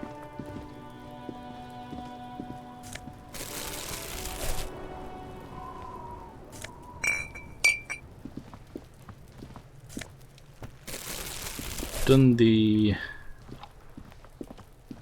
volumetric shit compressor. Let's try again.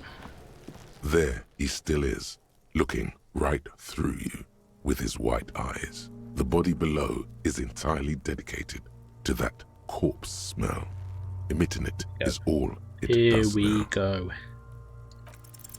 As you breathe in, the odor comes over you. It's a smell of the mind telling you to run, and your stomach to wring itself empty. With your hands at your sides and your eyes squinting, you stand in it. Do that. They do after 7 days, yes. We are deep in decomposition here. Okay. The man before you is naked, but for a pair of underpants and enameled boots. His skin is greenish, marbled with decaying veins, and blotched by lividity. A fading web of tattoos covers his chest and shoulders. The cargo belt used to fasten him to the branch above appears industrial in strength. Okay, cargo container. The material appears to be ceramic. Its clean white stands in stark contrast to the decaying flesh above the knee. The man wore thick polymer socks, probably for padding. A fine array of interlocking plates covers them. Delicate and fragile, they feel alien to the world around you, out of place somehow. These are clearly not boots. They're armor, possibly part of a larger set. These aren't just boots, are they? They're armor. Indeed. Technically speaking, these are sabatons, not boots.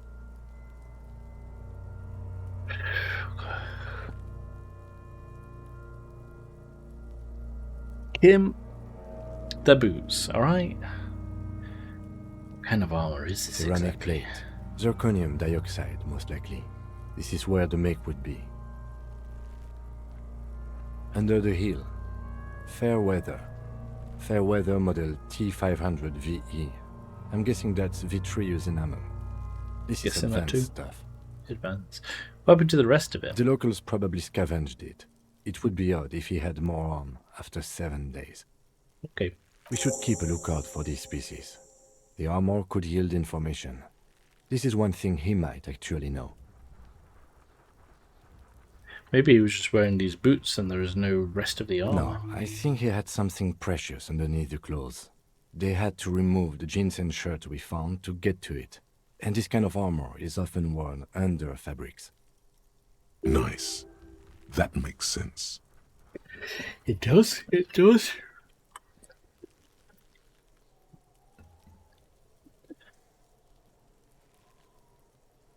What if they told him to strip before they hung him? To demean him? They usually hang them completely naked for that. La puta madre, the Mazda, the Besmerties and the like. This one still has his underpants. Okay. Fucking talking about underpants. Fucking Kuno. The material looks out of place. It is. It's expensive. We've requested similar material for our tactical units for years now. The constabularies deemed it too costly. In that time, we've lost 6 men to semi-automatics. Damn shame, all these budget cuts. For a full set, about 4 years of wages. For the northwest region of Revachol, an officer's average yearly income is 5,500 rial, unadjusted for rank. Not too much, yes.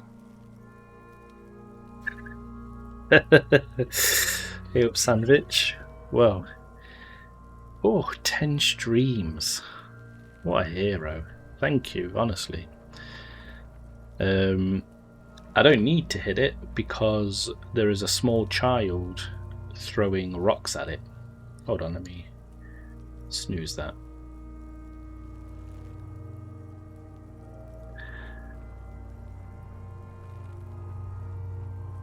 The lieutenant nods, wiping his finger on it. The cadaver slowly twists back out. Yeah, this little kid here.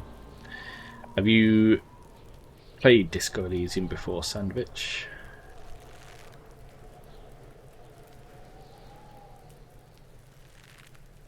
Yeah. So this little kid is is throwing rocks at the body. Heard good. Yeah, it's honestly one of my favourite games of all time. The man before you is naked, but for a pair of underpants and white boots. His skin is marbled with decaying veins and blotched by lividity. On his chest, a fading web of tattoos. The cargo belt used to hang him from the tree looks reinforced. You can punch him, but I don't have enough. Does Kuno care? I don't have enough points in the correct skill. Physical instrument, I think it is. Yeah, I didn't have enough skills to be able to punch him, so I sort of had to back down from him, and now I'm his bitch, apparently, according to Kuno. The small, I think he's meant to be about 12. Like, yeah, I think he's about 12 or 13, but he's high on drugs and an absolute shithouse. I'll let you listen to his.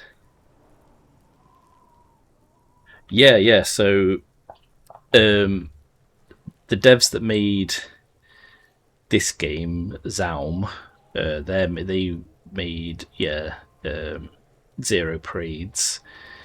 The original creators of Disco Elysium, though, have got a new studio. Big drama, but they've got a new studio and they're making a different game. But yeah, so the studio that developed this, they were pushed out, the original creators, and yeah, so they've made now another game very similar to this, but without the original creators. Yeah, the Kingdom of Kuno. The fuck do you want with it? Yeah, basically, it's awful. Because this is based on, there's a no-clip documentary about it. There's a few parts to it. It's really interesting to watch. But yeah, it basically started this world, Elysium. He started it as like a tabletop game for him and his friends in the world of Elysium, and yeah, then they sort of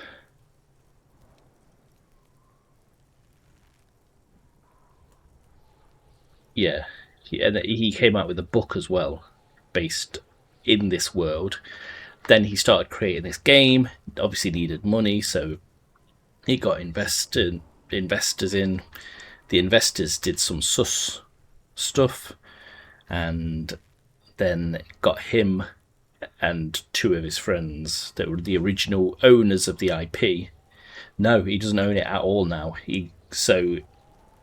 I think part of it is probably his own fault to get it funded, sold the rights to this company in order to make the game, because it went through development hell. And then they booted him out. So now they own the IP, and he's got all these stories in his head in Elysium that he was going to create, and now they've all been taken away from him. Even the book that he wrote, he technically doesn't own it anymore. It's shocking.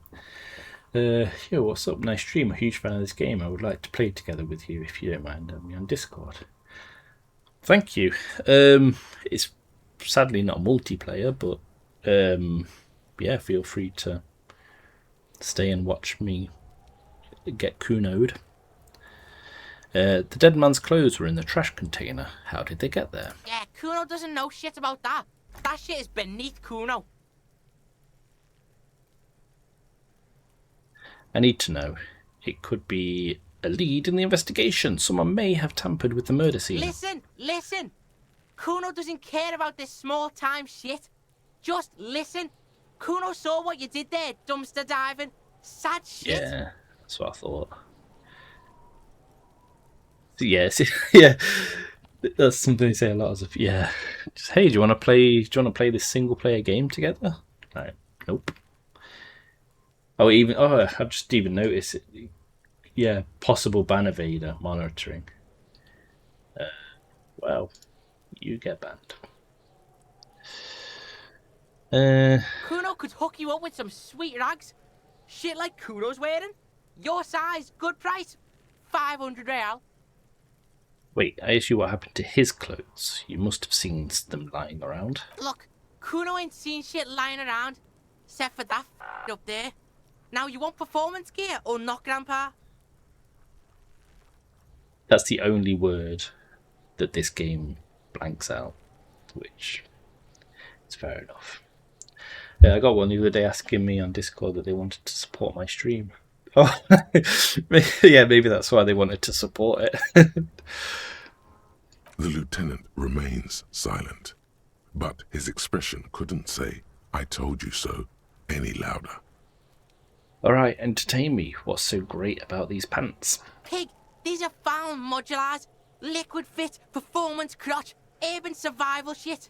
Made in Mirova by scientists. Pants scientists. Believe it, you need this shit. These could drastically improve your chances of survival in the urban wilderness. So the idea with this game is these things that keep sort of commenting. If you think about it as being like the voice in your head that's sort of narrating. So there are different skills related to different schools. So there's intellect, psyche, physical, and motorics. So yellow is motorics. I think they're here. Blue is intellect, purple psyche, and pink red are your physical. So they are each a sort of, they make up what's called in the game a thought cabinet. So these are all the different sort of voices in your head. So a higher skill means that you can pass certain checks. So what it does is similar to D&D, if you've ever played that, there'll be passive checks where it'll just sort of roll. Yeah, you can. Yeah, basically. So when you start the game, you can either pick from one of three sort of presets, like mainly an intellect, mainly like a psyche guy, and then mainly a physical guy. Or you can make your own, where you choose how many points initially go into each. And then, yeah, so then these points, so I've got quite a high encyclopedia, which means that it calls upon all knowledge, produces fascinating trivia. So that means that when I'm talking to somebody, or I see something, encyclopedia could sort of chime in to give a bit more background to what I'm looking at or what I'm talking about. So it's a bit more like world building, because there's like,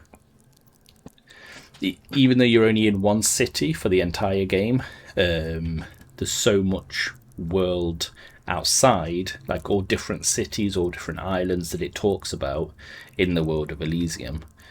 But then, so like I say, some passive checks, they will just automatically, like this one here, it was a trivial chance, it was 6, I got 7, because in savoir faire I've got 1.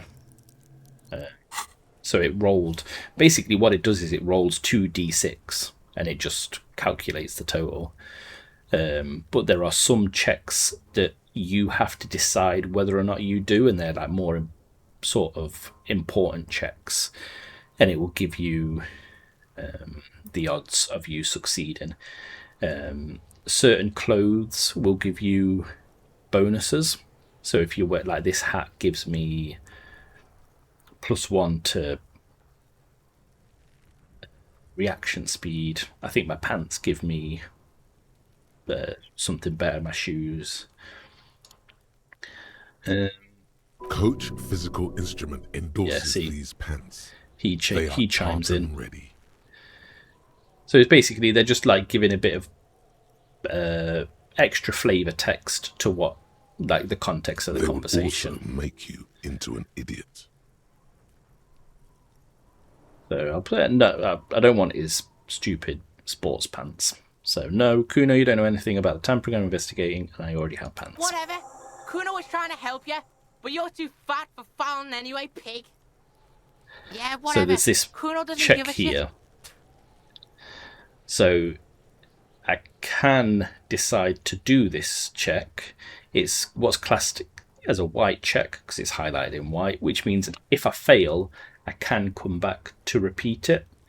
So it says there, this is a white check, you may retry it. In order to retry it, you have to gain a point in the skill that this is for. So this is empathy.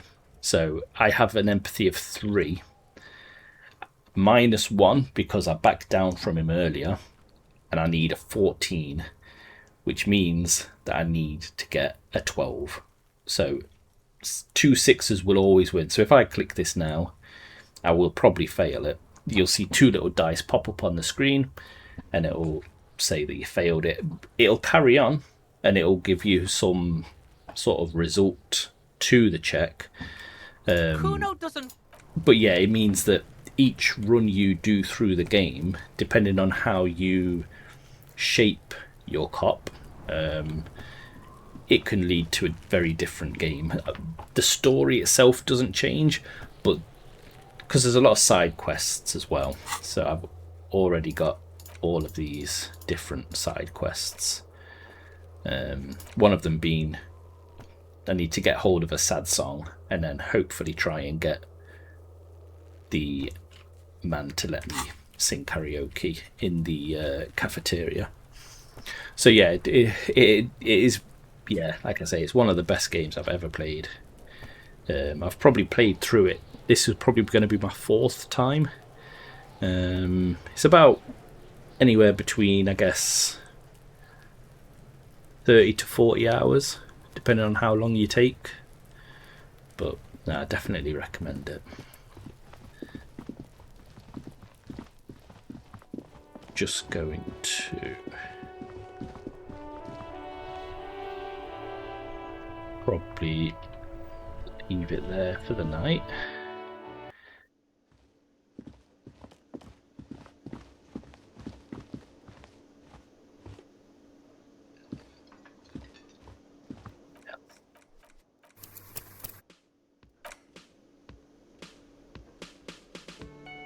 Yeah, no, it is good. It's like I say, depending on what you pass, what you fail, what skills you have. I mean, some things, if you don't have like a high, maybe like encyclopedia or a high shivers, then you won't even learn things about the city or the region or the island that you're on. But you may learn something else because another skill is higher, or like if your perception's higher, you may start to see more loot and more clothes. Like, see, you can, yeah, so this hat, if I take it off, it means that I lose a reaction speed, but because it was giving me -1 rhetoric, means that will go back up. So yeah, you can sort of dress or take off the clothes so it is sort of RPG-ish, but it's very much like a tabletop RPG as a game. But yeah, the dialogue in it is great, the story's great, and the voice acting is just, yeah, it's really good. But yeah, so I will leave it there. Yeah, thanks for popping in though, and thanks for the 10 stream streak. I'll probably catch you in Daz's stream tomorrow if you're around. If not, I'll be back on Planet Zoo tomorrow.